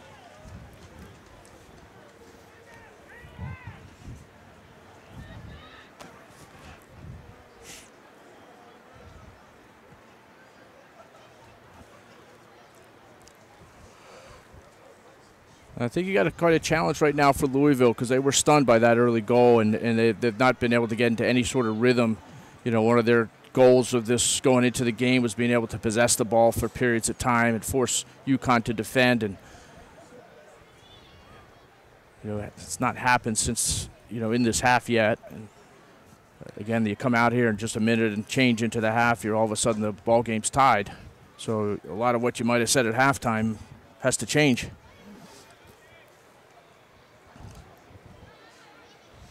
De Graffenright looking for Hairston. Awua will play it out of bounds. Ray Reed tells him that's all right. Trying to be positive with the young freshman. I see on the sideline there in front of the UConn bench also John Dealey, a longtime associate head coach and partner of Ray Reed and one of the most respected coaching minds in college soccer. Tim Donahue also on the bench along with Mike Mordaco. Ken Lola assisted by Mario Sanchez in his fourth season, the former head coach at UNLV. Danny Sapero and Charlie Campbell also on the bench for Kenny Lola. Those are your coaches. Danny Sapero played for Red Bull in the MLS and has scored the longest goal in MLS history as a goalkeeper. He will let you know that he was trying, I think, but I think that was from about 10 yards in front of the 18-yard box and bounces in. Wow. I remember that. Hairston. Bessel puts a little pressure. They drop it back to DeGraff and right. Now Curtis. Not on the same page there with Hairston as Kenny Lola looking to make some more changes here and bring back on Ivan Gutierrez, the freshman who looked pretty good from Florida, who made an appearance in the first half, getting some instruction from Kenny Lola. Yeah, he did look good, Dean, and he was also in during that time period where Louisville had the better of the play. They had a couple of subs in and a couple of changes in starting formation as well, or starting spots for players.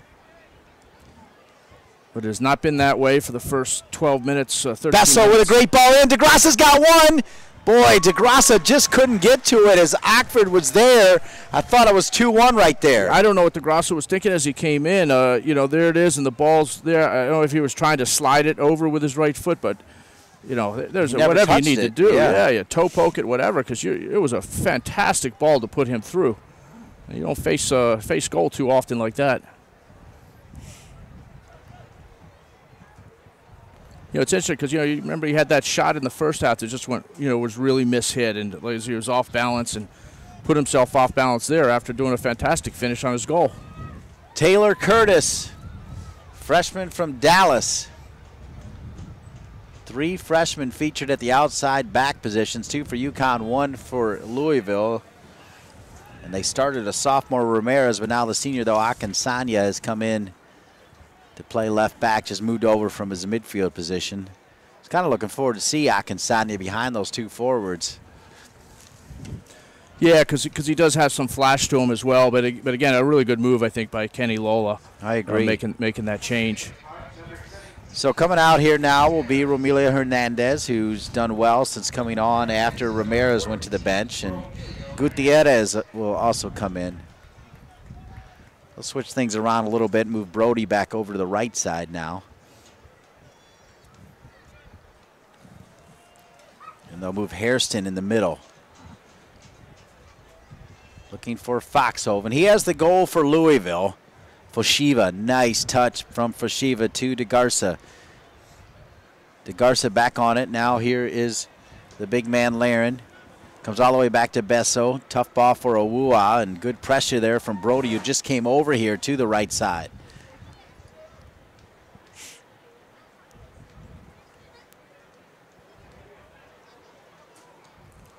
This one to Foxhoven.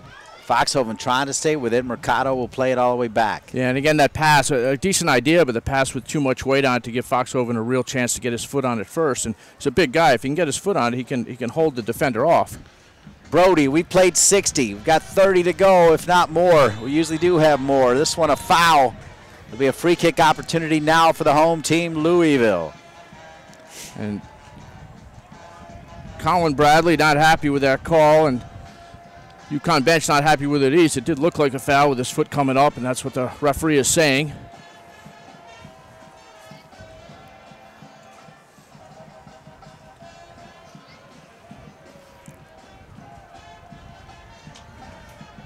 And this is back to Velasco sending the free kick in. As I said in the first half, he sent a couple in. They really weren't too dangerous, and we'll see if he can get something else. Their first free kick of this half, a dangerous one, which Blake had to push over the crossbar.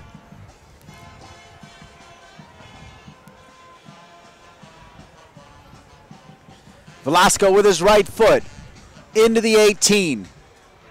They battle for it. Ockford was there on the far side. Keller was in there as well. Those two are always there. Played quickly, though, to DeGrassa. And of course, Blake trying to get a quick counterattack out of that. With those two going forward, of course, Keller and Oxford also leaves a hole in the back if they can get out quickly.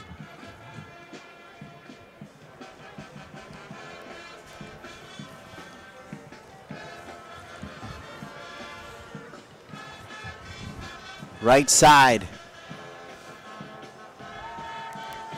Played out of bounds. Boy, Akinsanya did a great job to somehow get that to bounce off of DeGrassa and throw in Louisville.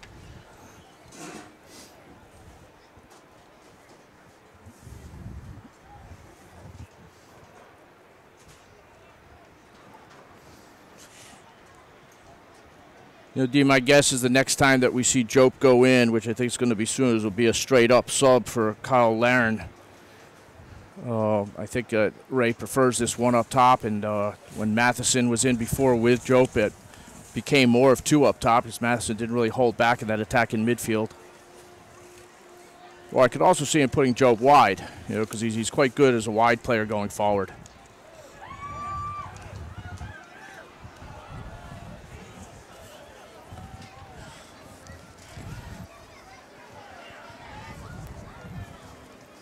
'63rd minute, Louisville 1, UConn 1. As Jope is in. Jope is in, and who's it for? They're giving a break to, it is straight up for Kyle Laren. I will get these names straight. 62 minutes in. Give me another 30 minutes. I'll have it down, okay? Kyle Laren, who scored 5 goals for UConn, but has not been much of a factor in this game so far, comes out. Mamadou Doudou Jope is in.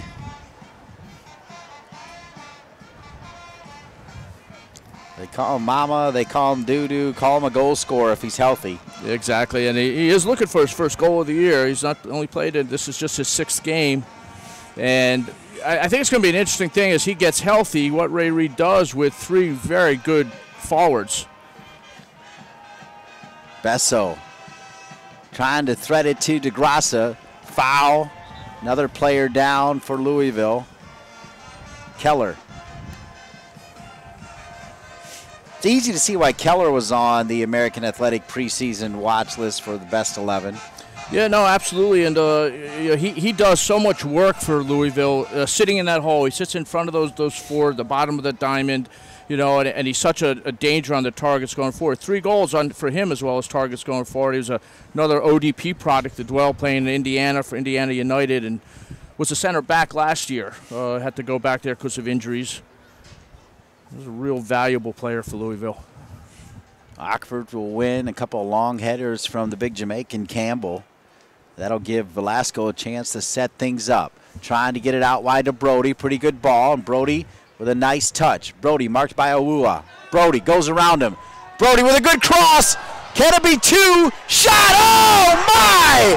What a goal from Gutierrez, and it's 2-1 Louisville! I'll tell you what, that's the type of goal you usually have to shoot to beat Andre Blake with, and Andre Blake that very seldom gives up 2 goals, but you are not going to stop that rocket put into the upper 90 by Ivan Gutierrez.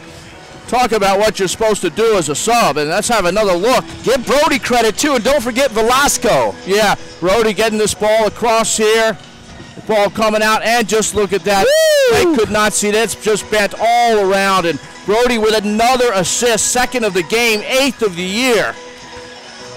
Wow, that is just smoked by Gutierrez. We talked about how well he played in the first 45, and what a hammer time there from Gutierrez. Oh, exactly. Making Kenny Lola look like a genius, which he is in the coaching sense in soccer, and probably other things, too. He did go to Duke. And he just wrote a book as well, Finding Your Gifts. And how about the gifts there of Gutierrez and Brody and Velasco? He's got Finding Your Gifts off the bench. You know, it will be his next book. And Gutierrez going in there, and the best goal you're going to see in quite a while there, Dean. Finding Your Gifts off the bench, part 2.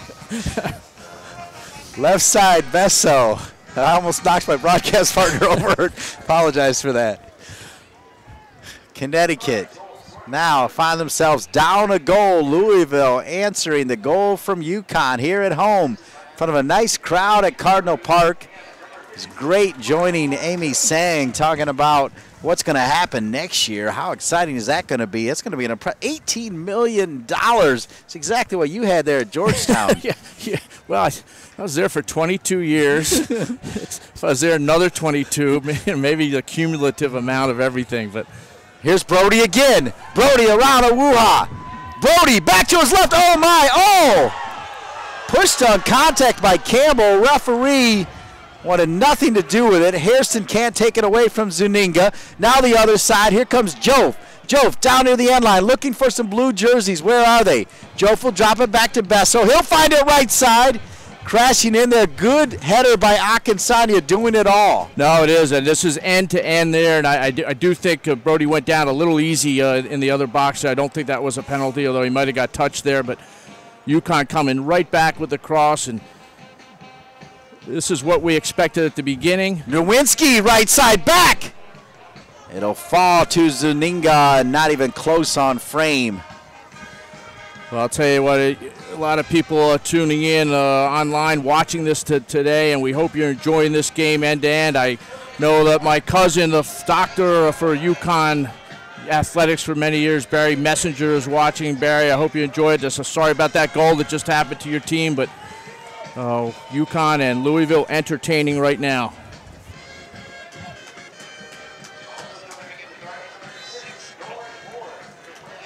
So Brody will now get a rest as he'll go to the bench along with Zach Foxhoven, as those two involved in the first goal. Brody to Foxhoven, and then it's Brody to Gutierrez. Could be 3-1. Oh, and Blake makes a save. Cleared off the line. Zuninga's there. Looked like it crossed for a corner kick.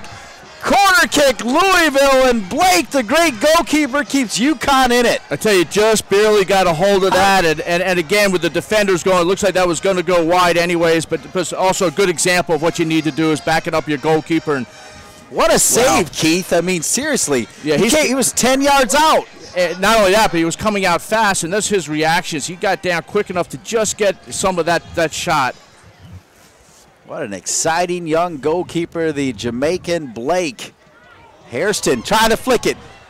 Boy, it was so close as it fell to Ockford. Hairston kept that one alive by flicking it over far side, and it's all Louisville at the moment. He flicked it over, but I actually think he was trying to shoot to that far post with his head, which looked like it was open. I couldn't tell if there was anyone at the far post. It might have been Bezo, but it's not the easiest one to find there. But I think Hairston had quite a good opportunity to put that on target. Great ball from Zuninga to DeGrassa. DeGrassa. Gutierrez a little bit too fancy, feeling it after that goal.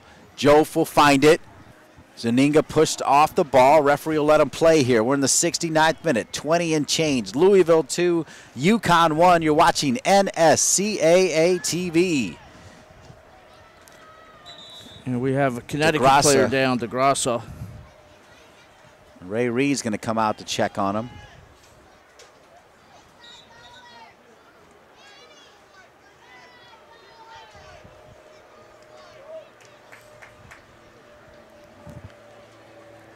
Ray Reed talking to DeGrassa. And you have, again, a recap at UConn. It's 6-2-4 going into this game, 2-0-3 in conference. Youth clubs and players want to be noticed by the top college programs, and the NSCAA can help.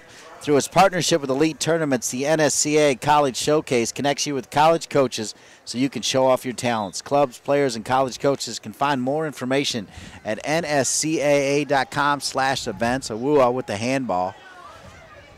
And Louisville back on it. 2-1 Louisville. An unbelievable goal from Gutierrez. He just smoked it. He did, with a bit of a bend on it as well. A couple defenders in front of him, and he used them basically as the placement to go right around them and hit it into the upper 90. Trouble there is Zuninga lurking at the top of the 18. Bradley, not said his name a ton. Boy, Louisville now starting to play. Nolan Moore. It's quite something, because that was just like so similar to the first half, Dean, where it was more Connecticut going until Louisville scored. Louisville scores, and all of a sudden, they get that juice and that energy, and the adrenaline's going, and all of a sudden that they're playing better than UConn. But end to end, I don't think we're seeing the end of good chances in this game for sure. There's too many good players out here where they play and move the ball around. I don't think either team thinks they've played fantastic tonight, but they both had their chances and moments.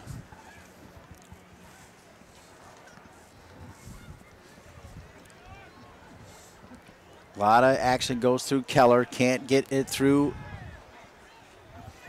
Bradley. Zuninga plays it far side.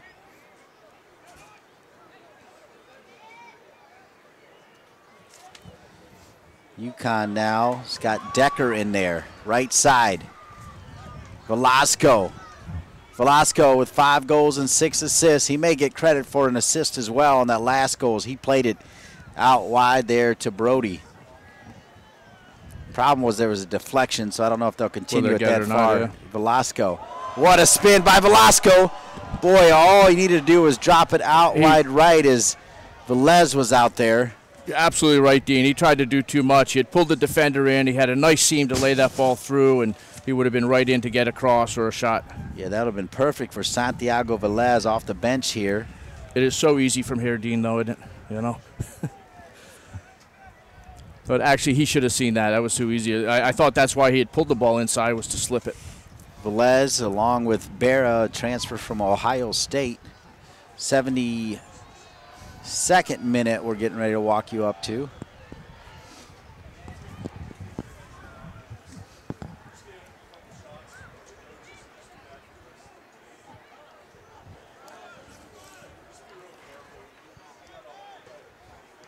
And Mamadou Joe chasing up front, looking back and seeing that the rest of his team hadn't really joined him, frustrated him a little bit. Certainly when the forward does that chasing, the others have to connect with him.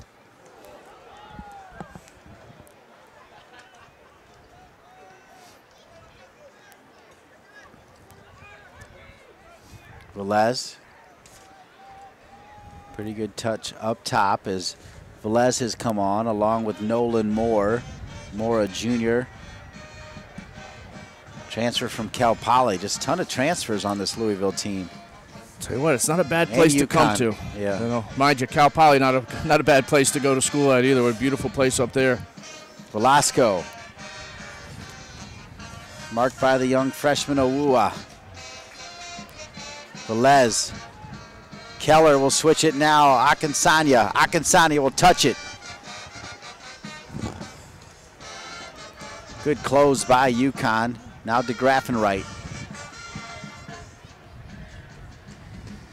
73rd minute, Ken Lola's Louisville Cardinals on top of Ray Reed's UConn Huskies 2-1. Louisville took a 1-0 lead into halftime, answered in the first minute of the second half by UConn, but now a cracker of a goal from Gutierrez has made it Louisville 2, UConn 1. That is a goal that I'm hoping we'll see on the NSCAA Highlights and Rankings show, Keith. I was going to mention that. I would be expecting to see that when I tune in on Tuesday. 1 o'clock, we unveil the new rankings, hoping to be joined by Anson Dorrance, the fine coach of the UNC women. They have a big game tomorrow against the Virginia women. Number 1, Virginia. Number 4, UNC in Chapel Hill. That'll be a good one, Keith. That should be an excellent one down there. And the best of women's soccer. A couple of the best players in the country in women's soccer. Yeah, they won't be there, ironically, because they'll be with their U.S. national team, Morgan Bryan and Crystal Dunn. So they kind of clean slate. Watch it, one trade, 1-for-1 trade. Besso trying to stay with it. Ooh, boy, that one almost fell. And Besso's still down in the 18, and the UConn bench upset about that, thinking Besso had been fouled. And we see Besso down there, staying down. Jove talking to the referee about it as well, running stride for stride with him as they check on Besso. Now they'll stop the clock. 73:43 on the official clock here at Cardinal Park as they'll stop the clock. I think Besso's okay. I think he stayed down a bit longer to make a point. There we go, Cardinal Park. Louisville.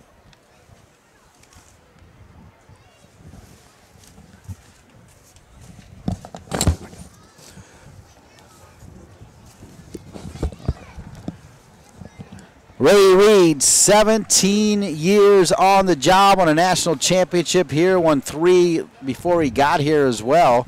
At Southern Connecticut.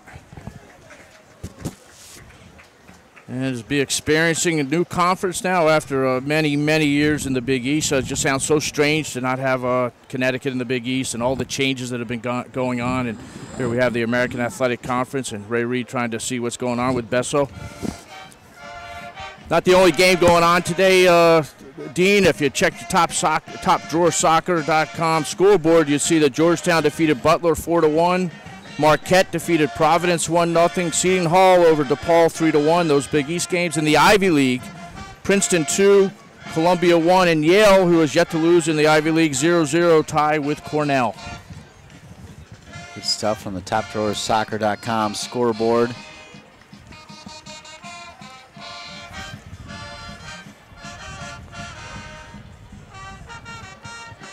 Awua steps in just in time. It'll be a throw in for Louisville. Official clock is 74-13. So we'll keep you updated on the official time here at Cardinal Park in Louisville, Kentucky. Louisville 2, UConn 1. He's Keith Tabatsik. I'm Dean Linke. Delighted to be with you here in Louisville for American Athletic Conference action. These two teams, preseason favorites. UConn was picked to win it. Louisville, though, if they hold serve, that'll mean 5 games, 5 victories. That'll be tough to catch. They will be tough to catch, and UConn is sitting in second place in the conference right now at 2-0-3 with 9 points. And it's Central Florida and SMU right behind them. And well, speaking of SMU, their former longtime coach, Shellis Hyman. We see that foul there. Shellis Hyman stepping down as the head coach from FC Dallas, and we wish Shellis the absolute best of luck in whatever's next for him. First card of the game. Yeah, that one was tough as Bradley came in and smoked Hairston pretty good. Marlon Hairston. Hairston, the sophomore from Jackson, Mississippi. Complete soccer player down on the ground. Kenny Lola not too happy about it. Yeah, he got hit pretty hard there, actually, but he's back up, and he's lived up to the billing. Kenny Lola speaking very highly of him. Of course, we remember him last year as well. Was quite impressed with him as a freshman, and he's got a good career ahead of him.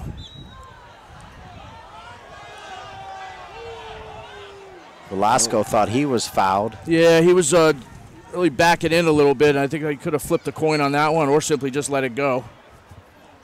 Blake will boom one. Trying to find Jof. Jof kind of threw a little elbow in there as well as Ockford was there. He's got to be careful. Really getting physical now.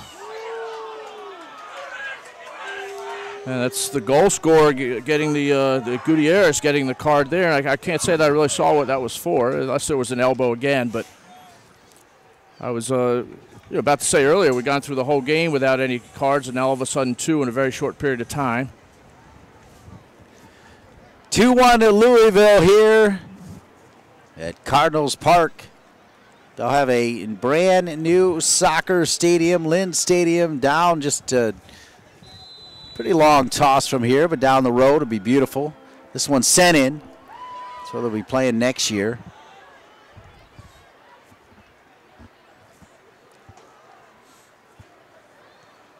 Awua. Curtis with the right foot. And Curtis really just playing that up out of pressure. Nothing there to play to. Referee playing on, and Taylor Curtis, the freshman for Louisville, really doing a good job. Solid all year. Started every game, and from the Episcopal Dallas School. Good friend of mine who works there spoke very highly of Taylor Curtis. A good friend, Mike Schneider.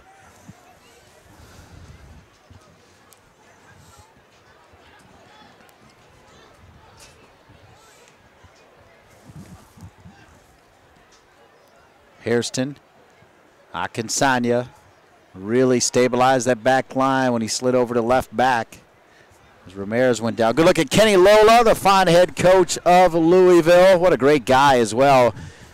Part of the ACC's 50th anniversary of top 55 players in the ACC. I understand he was a big-time midfielder at Duke. Yeah, he was a great player. He's still a great player. I'm sure he gets out there and plays all the time, but Kenny was a smart player, technically gifted, and worked so hard, and this is what we see in his teams as well. And certainly one of the most liked coaches in college soccer. As a junior, he played in that 8 overtime game, the national championship matchup between Indiana and Duke.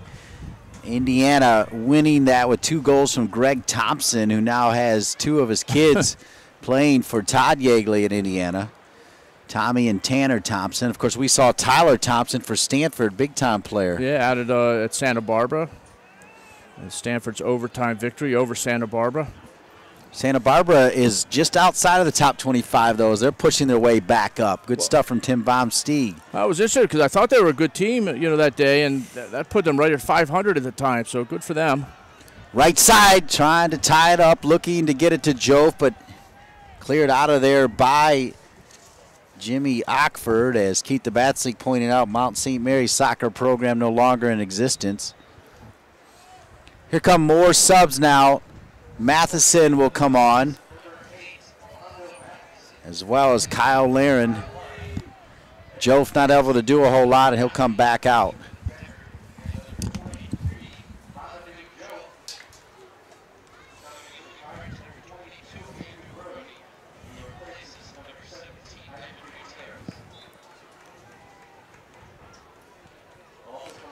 Gutierrez will come out along with Velasco.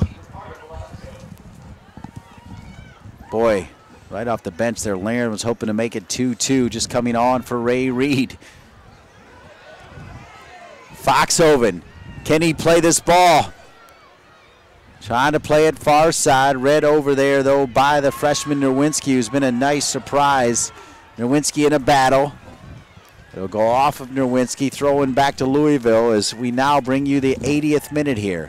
The 80th minute, and again up top with UConn, the fact that they prefer to play with one up top. Now Matheson is in with Kyle Laren ahead of him, and Madison, who gets forward very early and has actually kind of switched places on that play with Laren, and it really becomes 2 up top, and sometimes makes this fella not on the ball as much when that happens as well, and he needs to be on the ball.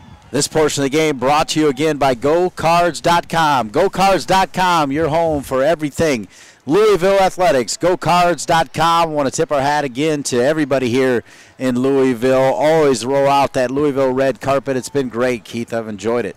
Yeah, every time down here they do a fantastic job, and really appreciate it, getting us all the information we need to get ready for the game, and fantastic hosts. Matheson. Awuah was on his left. He wanted it several seconds ago. Basil with that great left foot. How does he get it in there? Oh, my! And it's 2-2 just like that. The freshman, Kyle Laird, off the bench and in. Well, this time it was Ray Reed who found his gift off the bench when he put Kyle Laren back in. That's his 6th goal of the year. But, man, that goal, give that credit to Basil getting that ball in there with his left foot. And that was a hard ball to put in. About the only spot he could have put it for Laren to be able to shield the defender off and get that shot. And here we are now tied at 2 inside of 10 minutes. Adria Besso.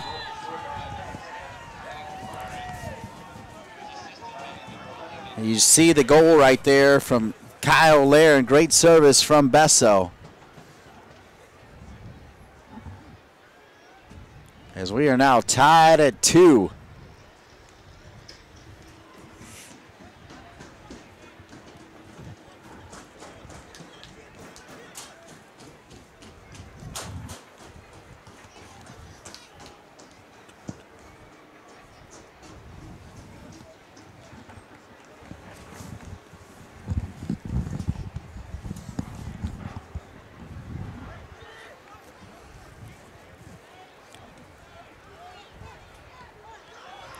Hard tackle from Mercado will win it back to Bradley. Fashiva will leave it for Besso, and why wouldn't you?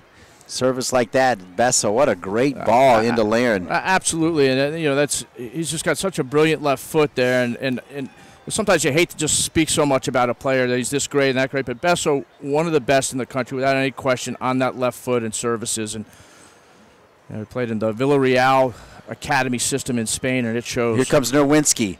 Nerwinski. And Laren, this time no problem for a ball. Ray Reed wanted one more pass. Yeah, and actually I think Laren was intended that to be a pass and certainly put way too much on it. You know what Ray wanted, Dean? He wanted one more good pass. That would have put him right in. And Speaking of right in, here comes Louisville. Foxhoven inside the 18, now out. Awuah comes over in support. Drop to Velez. Now here's Hairston. He always first times it. Decker's still in there.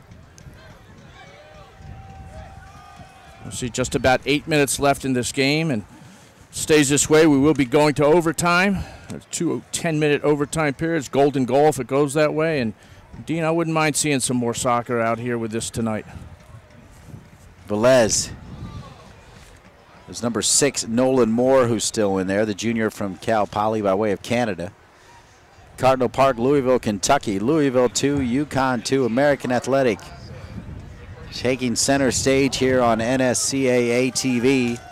And the aforementioned Nolan Moore will now make his way back to the bench for Kenny Lola.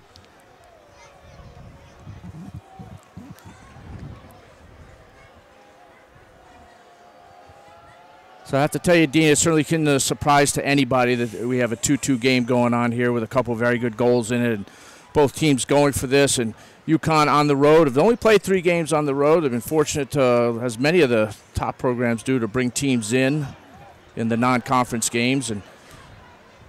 But they did not win in those games on the road. A couple ties and a loss.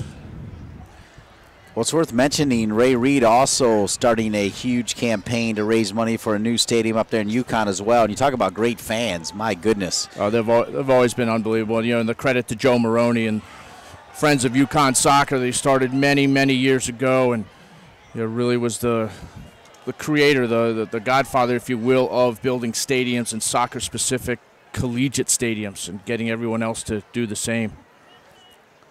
Nowinski pushing forward here. UConn definitely not sitting back, as Keith DeBatsick just mentioned. Both these teams going for it, which has made this really a delightful game to call.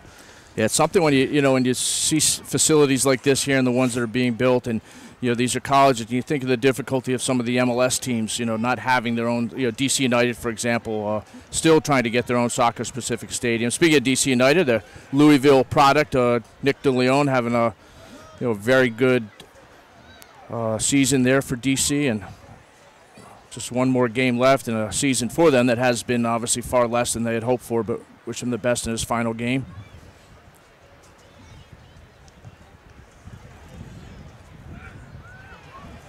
Here comes Louisville. Foxhoven wanted it. He was calling for it. Nick from behind. Referee says play on. Zaninga switches it right. Akinsanya is there for Louisville. Cleared by Ockford Long. 5 minutes, 30 seconds left here.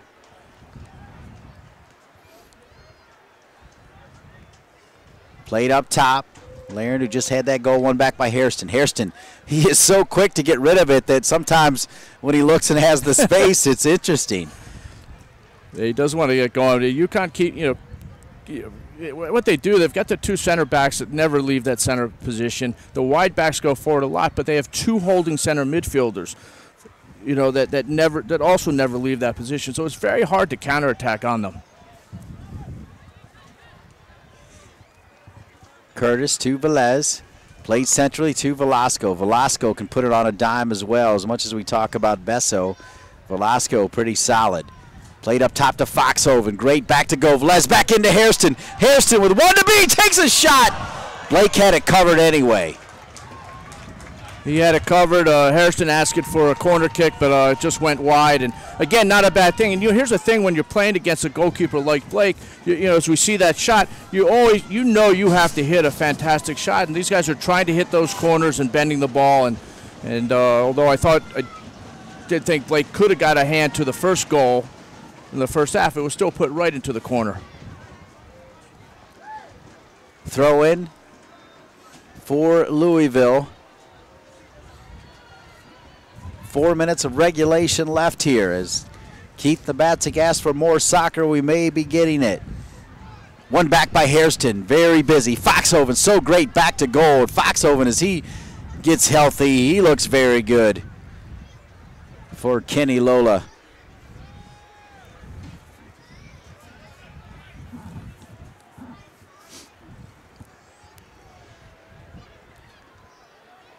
Dropped here to the big man, Laren. Laren Explosive, sent back across. Good save by Johan Ball. Corner kick, UConn. Yeah, corner kick, and you're right, explosive there on that move. Just a little hesitation. Off he went, and he had Matheson in the middle waiting for that cross, and Ball getting his hand to it, preventing that ball from coming across for a chance.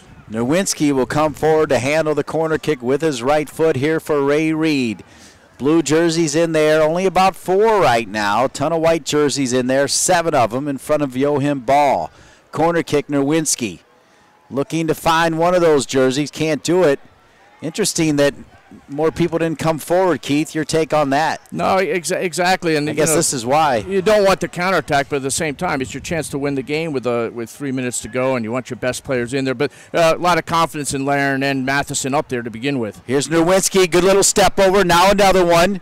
Boy, he was almost looking for a handball right there as he tried to chip it over Ockford. Awua. Nice back heel to Zaninga. This is in. Matheson has scored a bunch. A big save from Ball. He's got 4 goals in the last 5. Looking for another one, but a save by Ball. Looking for another one there, and I think Ball got hurt on that. Matheson's down as well, and yeah, Ball is going down also, and both of them colliding as that ball came in. And we'll see this coming in again, and the ball slid in very nicely. Deflected in there, and you see Ball coming out very hard. And yeah, they knocked, it looked like they knocked knees or foot to knee. But again, Ball off his line very quickly, similar to Andre Blake earlier in this half when he saved a chance for Louisville. And at the time would have put Louisville up 3-1.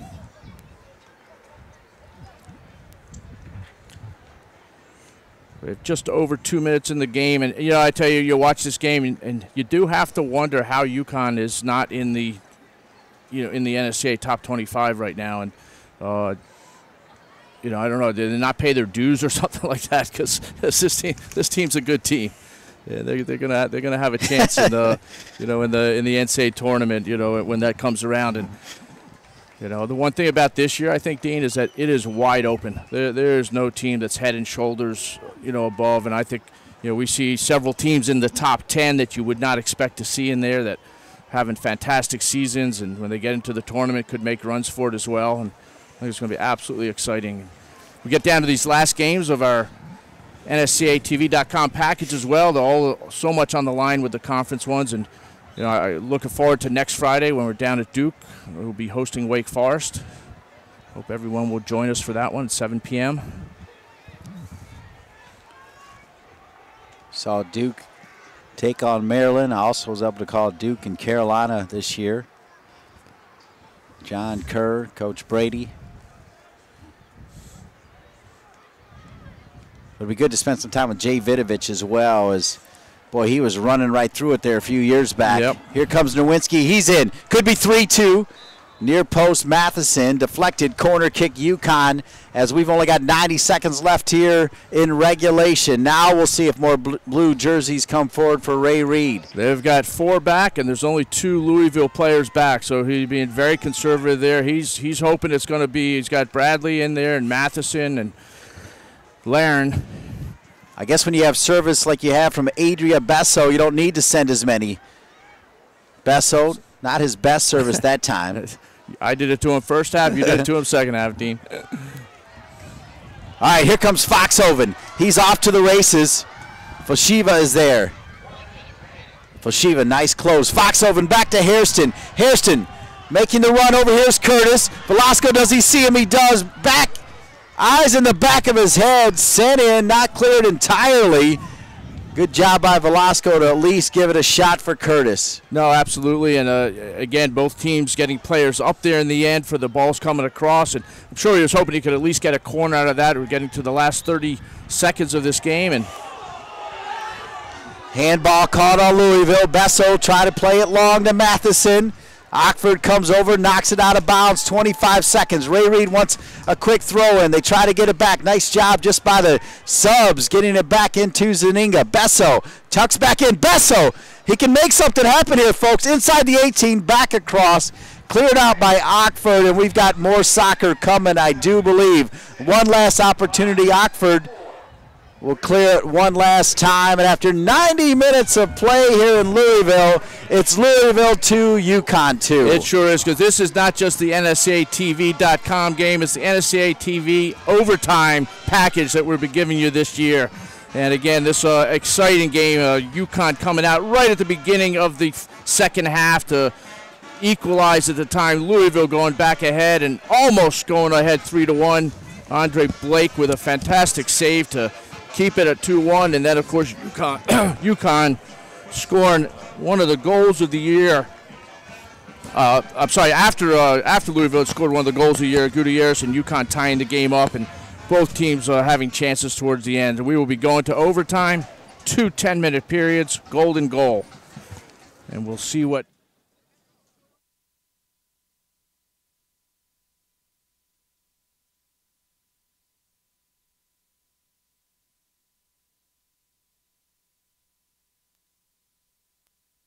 There's something special in the air at the University of Louisville. Investment and constant progress are helping today's students and faculty unleash their potential, discover new answers, open more doors, give back to others, see new worlds, and become champions in everything they do. Now, more than ever, it's a great time to be a Louisville Cardinal.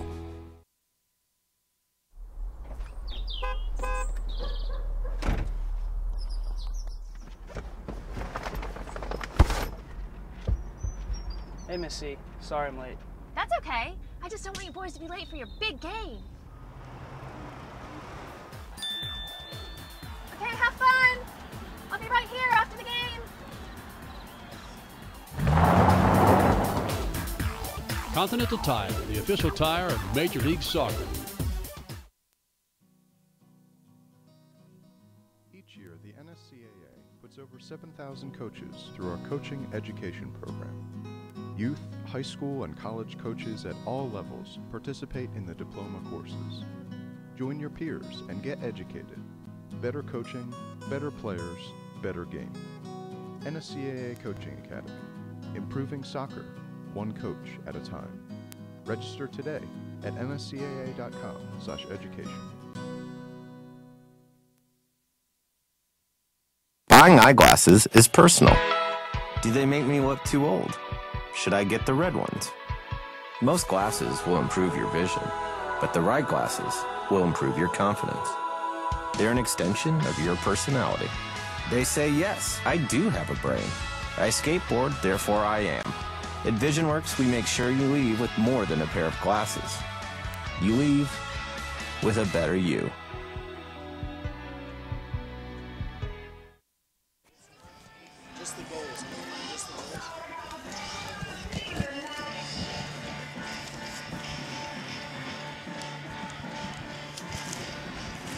Welcome back to Louisville, Kentucky. As 90 minutes not enough soccer, we need overtime here. It's Louisville 2 and UConn 2. Dean Linke along with Keith the Batsink. And Keith, exciting first 90 minutes of play here in Louisville. Yeah, and really with both halves kind of having a similar theme to them, where UConn having the better part of it is we're looking now at the goal right at the beginning of the second half, where UConn DeGrassa equalizes, placing that ball right into the corner. And that was just over a minute into the second half.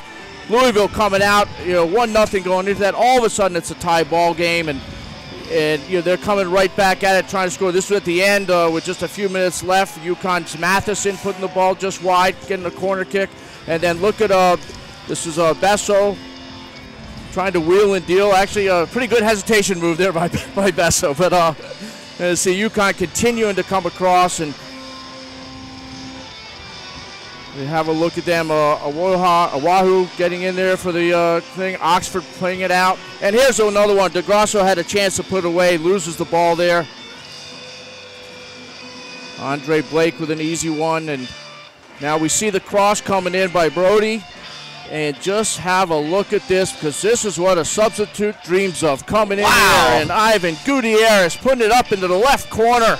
No chance for Andre Blake. And Louisville right after that thinking they were going to get maybe a penalty kick, but they did not get it. And here's where Blake came out and pushed the ball just wide, and it was just the end of the goal there by Laren that equalized the game, and Laren's 6th goal of the season for UConn, the freshman from Ontario. Here we go, overtime soccer in Louisville as we are tied at 2.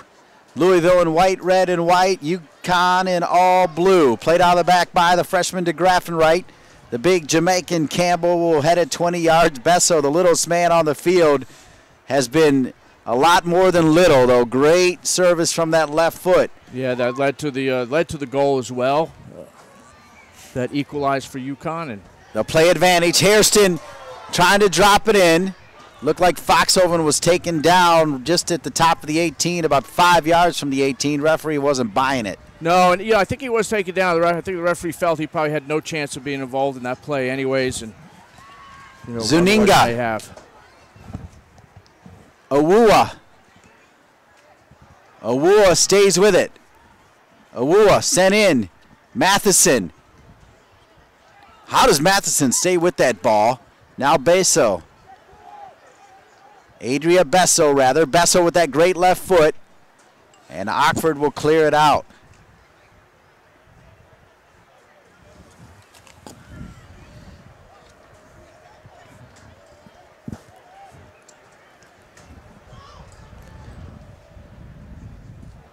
I tell you, as you get late in the game, you're trying to do balls like that, you have to really overhit them because you're a little tired, and underhitting them in the wrong spot could lead to dangerous situations. Matheson again. Matheson trying to find Zuninga. You know, heading into tonight's match, Louisville had allowed just 1 second-half goal all season as they give up 2 here to the mighty Huskies from UConn. Yeah, they have not let in many goals. With 1 goal in the previous 7 games, has it been, and or something to that effect, and all of a sudden 2 goals. But when you're playing teams like UConn, and that is going to happen. Both teams having their great moments and taking advantage of them. Here comes Louisville. Akinsanya was making that run. He didn't get it back as they drop it back to Keller. Hairston first times it to Keller, who first times it far side to Velez. Velez has looked good. To Hairston. Hairston did not take the contact from Mercado. Now Mercado flips it up to himself. That's fairly clever. That was the only way to get that ball out of there safely.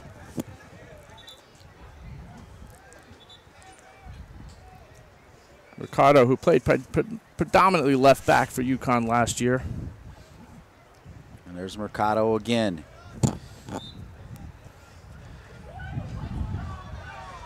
And now Kwame Awua, or as Keith calls him, Awoha. Yeah, you noticed that one, huh? Friends with Kyle Nakazawa. Yeah, exactly. Here's Blake now back here. 7 minutes left. Let me get Kwame Awuha. There you go. Well Thank done, you. Keith. Thank you. Cleared out of there by Akinsanya. Would have loved to have been in some of those Georgetown locker rooms as you were addressing your team. You, number 5. Yeah, you. Just remember, Dean, I did not have to get into Georgetown to coach there, fortunately, so didn't have to worry great, too much. Keith, you're good. Here we go. How about Velez? How about the job he's done off the bench here for Louisville? As you talked about Ken Lola finding those gifts off the bench, Velez has looked good, number 8. No, absolutely. The thing is that Kenny does not use a lot of players, in the roster, and what he does use certainly is effective. Sent back across.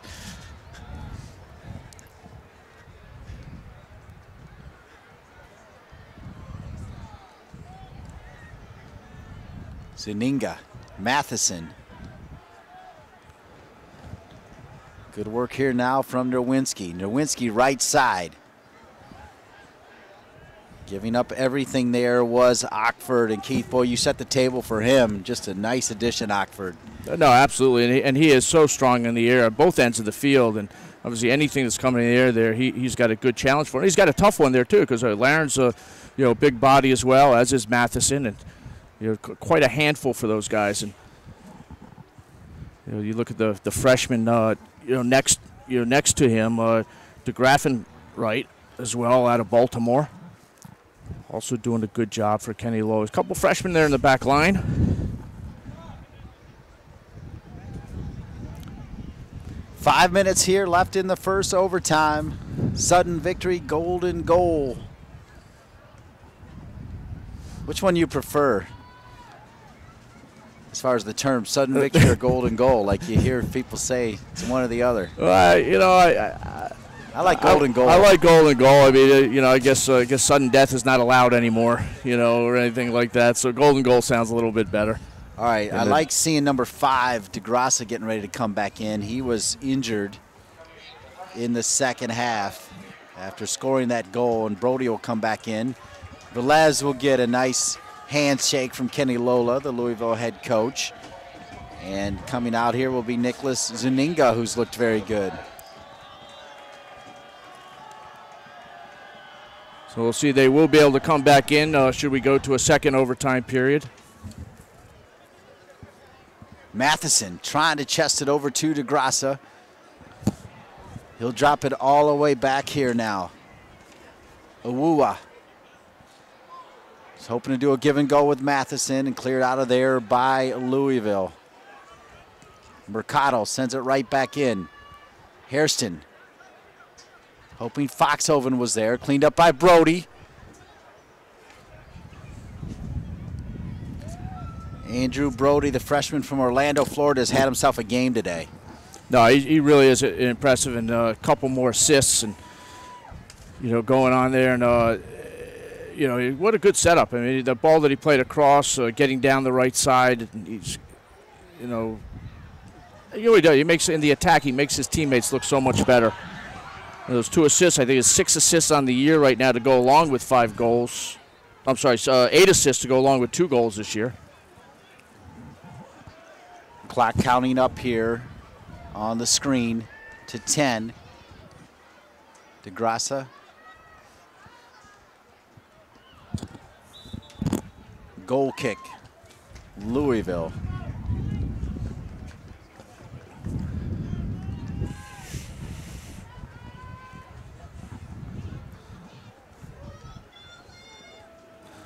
There's a few minutes left in the first overtime period.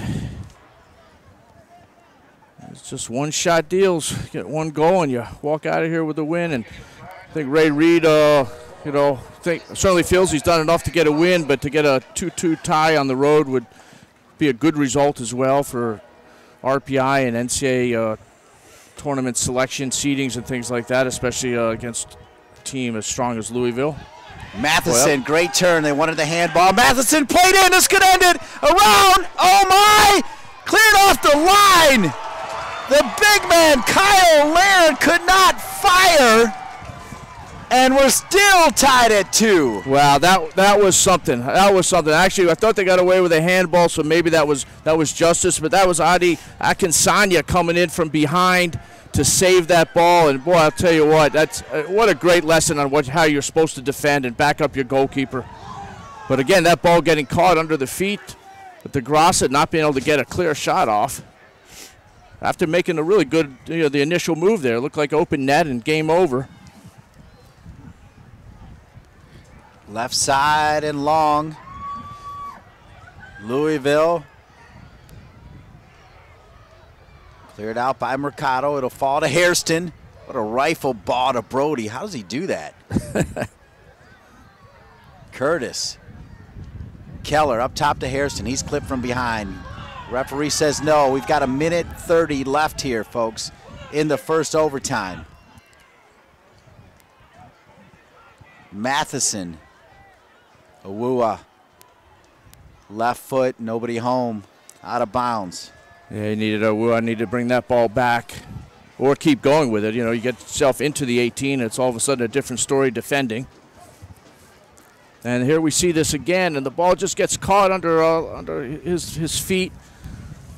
And what a save coming in behind. But Kyle Laird is going to be, well, I'll tell you, if this stays tied or if they ended up losing, he is going to be dreaming about that miss for quite a while, because he did the hard thing actually, and then the easy part he messed up on, and you know, it looked like it was still gonna get away with it, and then Akinsanya making the big play behind. This one played in. Louisville can win it. Another save from Blake. Big time save from Blake. He's back in goal now. Boy, and a hard tackle. Then he led with his cleats. Besso doesn't like it. Now it's a free kick opportunity for Louisville with 20 seconds left. 20 seconds left, an indirect free kick. And because of UConn delaying right there, he has stopped the clock. Well, that's not a smart move by UConn. They no, need to not get at back. all. Yeah. Gives the chance for Louisville to set up.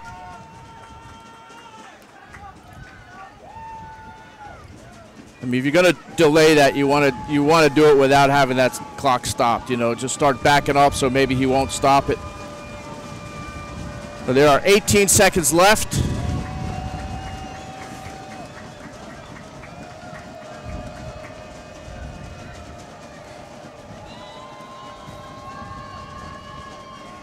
They'll start it now. Boy, they don't do much with it. Velasco tried to play it through, and yeah, you know, he actually saw his teammate open going in there and thought he could slide it in. After 100 minutes of play here in Louisville, it's Louisville 2, UConn 2 as you're watching NSCAA TV. I want to remind you that registration for the 2014 NSCAA convention is now open. Join 10,000 of your coaching peers for soccer's biggest party this January 15th through 19th in Philadelphia. We guarantee that you will learn something new from the world's best clinicians and gain new connections by attending one of the many networking socials. You can even get your coaching diploma during the week. Visit nsca.com/convention for all the event details. And they might be talking about this game in Philadelphia, an epic battle between two powerhouse programs. Well, certainly one of the top games that we have had all year, Dean and Dan, with both teams having the chances in this last couple of minutes to have put the game away. Big plays, first defensively by Akinsanya, as we're seeing right here. This is Laren. Looks like he's found the corner. Akinsanya getting behind, acrobatic. Yeah, he got his leg up there, Keith. Unbelievable. And there was Blake coming out real fast. Again, we've seen that before with him and stopping that shot. And then that was the foul right at the end there. But Blake stopping it again. The defender's doing the right thing, getting in, covering behind the goalkeeper to be able to get it out. And 2-3 times this game we've seen that in critical times. And, you know, those things obviously win ball games just as much as the guy who puts the ball into the goal. Everybody bundled up here. It's chilly in Louisville. Very cold.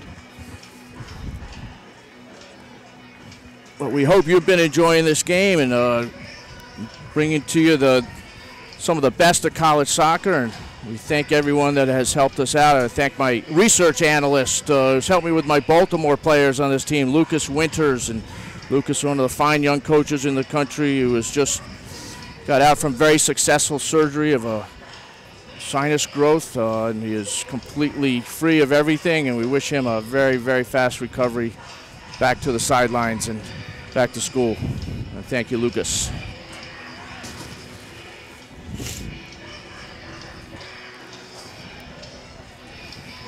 Getting ready to start the second overtime here. It's Louisville 2, UConn 2, Cardinal Park in Louisville, Kentucky. 10 minutes.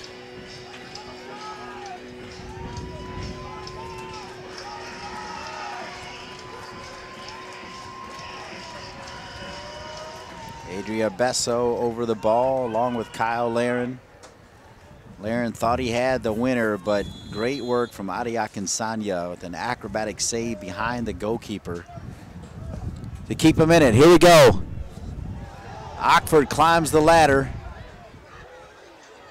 And Louisville will keep playing. Gutierrez with that unbelievable rocket shot of a goal, the swish from Gutierrez. And this one, they'll call the foul, give it back to Louisville and Gutierrez.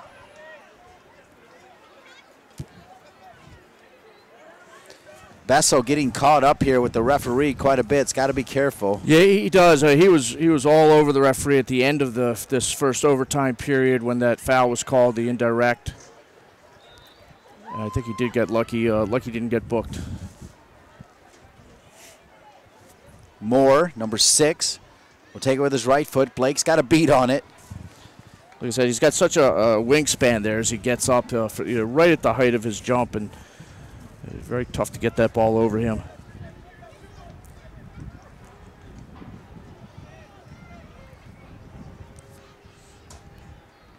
Zuninga's back in. Besso, right side. DeGrasse. Adair DeGrasse, he scored one. He'll drop it. Zuninga will get it back. It's still loose. It's trouble. And Joachim Ball able to get to it.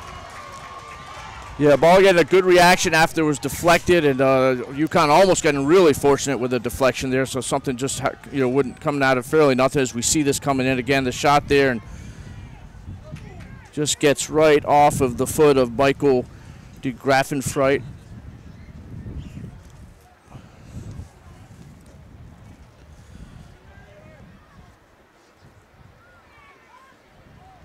Zuninga, Bradley.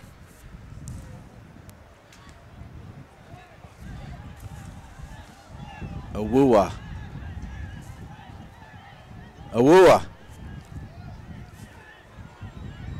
Like he wanted to get it back on his left. Zuninga comes over in support. Besso is there. Besso played inside tight. DeGrasse will drop it now to Nowinski. Nowinski back across over the top. Chasing it down, Nicholas Zuninga. Zuninga, a little fake. Now back with his right foot. Boy, Laren wanted it. A little bit too casual there from Fashiva. Foul on Gutierrez.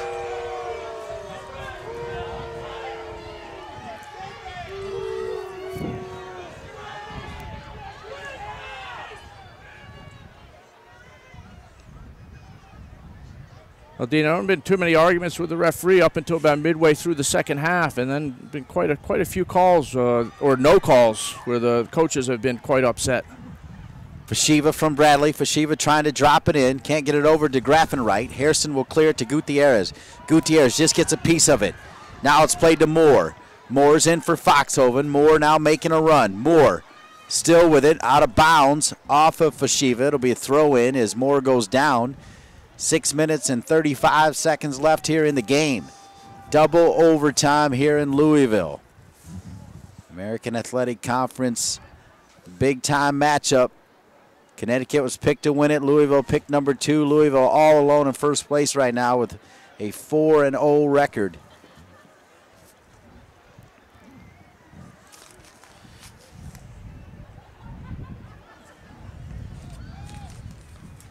It was a dangerous ball by Oxford there. Still dangerous. Laren trying to make him pay. DeGrasse making a run. Zuninga's on the far side. That one deflected off. Corner kick for Connecticut. That almost deflected off and in, Keith. No, it did, and it would have thrown the goalkeeper off. And it all started from Oxford having the chance to just get that ball out of there, or a good smooth pass puts a square ball in the air across, and leading to this corner kick by UConn.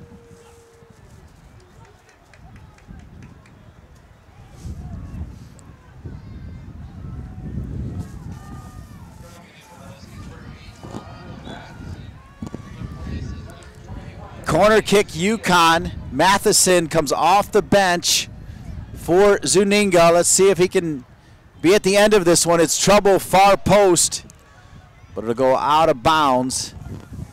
There's Kyle Laren was there. Yeah, he was there. The ball getting right over top of Ball, and we'll have another look at this as Matheson comes in. It's really the three of them there, and Laren coming to the back post, and he gets up there and over the top of de Graffenreit, but not enough room to get that on target.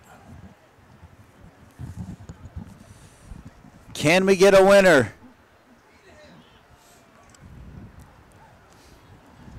Nobody really warming up right now for Louisville. UConn's got quite a few players still warming up with just 4 minutes and exactly right now 30 seconds left.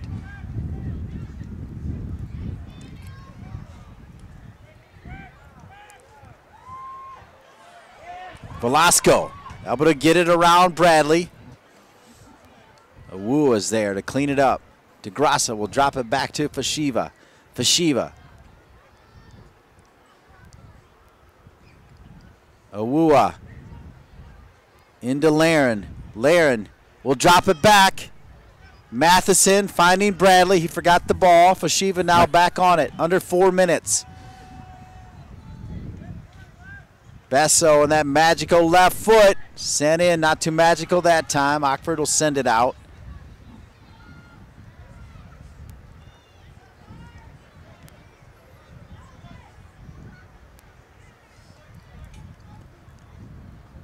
Boy, number 16, Adi Akinsanya, that save that he made on the line just to get his leg up to save it. I mean, that was big time. Again, making that change that Kenny Lola did, moving him to left back partway through the first half, looking even better.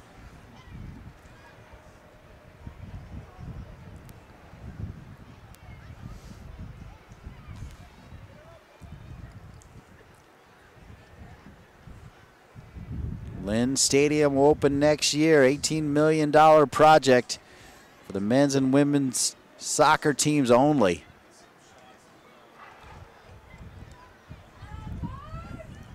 Brody will get it back.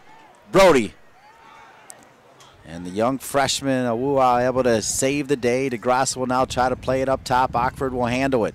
2 minutes, 45 seconds left in the game.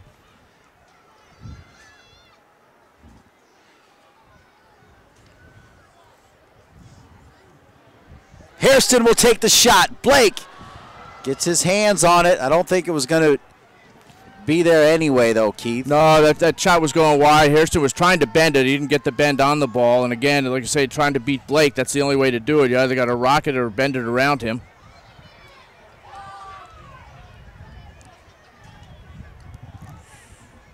Fatigue has got to be a factor now. Fatigue's a factor. That's why I think they just need to connect a little bit more there. Even there's 2 minutes left, you don't have to rush right now and just get it forward straight away. And one or two little combination and get the defenders out of the position. Besso trying to drop it to DeGrasse.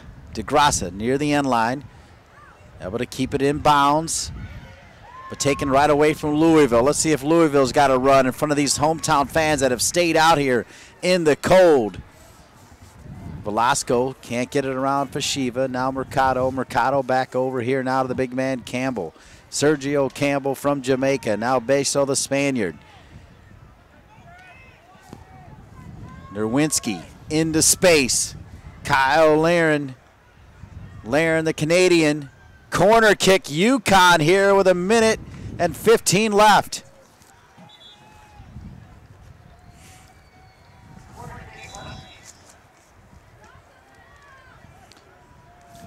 Sub here now, number 13, Kareem Morad. And they'll be looking for Morad. He's making a run. Morad's coming in. Headed out by Louisville. Another opportunity for Nerwinski. Nerwinski with 45 seconds left. This one's loose. Boy, Ball is lucky. He got the whistle anyway. Yeah, he did, yeah, but wasn't much there. We got the whistle on it. Really interesting with under a minute putting in the sub just to go in for the corner. Kareem Morad, the senior from California, some limited time at outside back, and that's where he is right now for the final 20-some seconds of this game.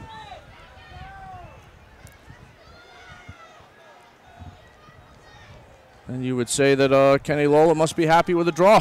As having his keeper take his time. They say play for the last shot. And with that, your final score here in Louisville. Louisville 2, UConn 2.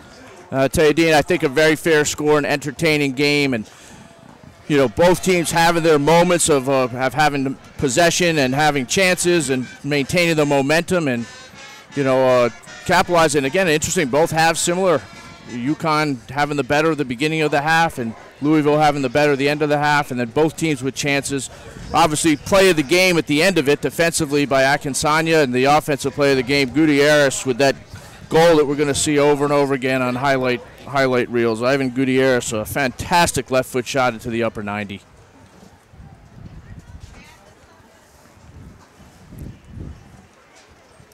That now puts Louisville to 9-2-2 and UConn to 6-2-5. 5 draws on the year for UConn. 2-0-4 in conference for UConn, and 4-0-1 in conference for Louisville. All right, for our entire crew here in Louisville, including my broadcast partner, Keith the Batzik, I'm Dean Linke. Your final score, Louisville 2, UConn 2. And you saw it all right here on NSCAA TV.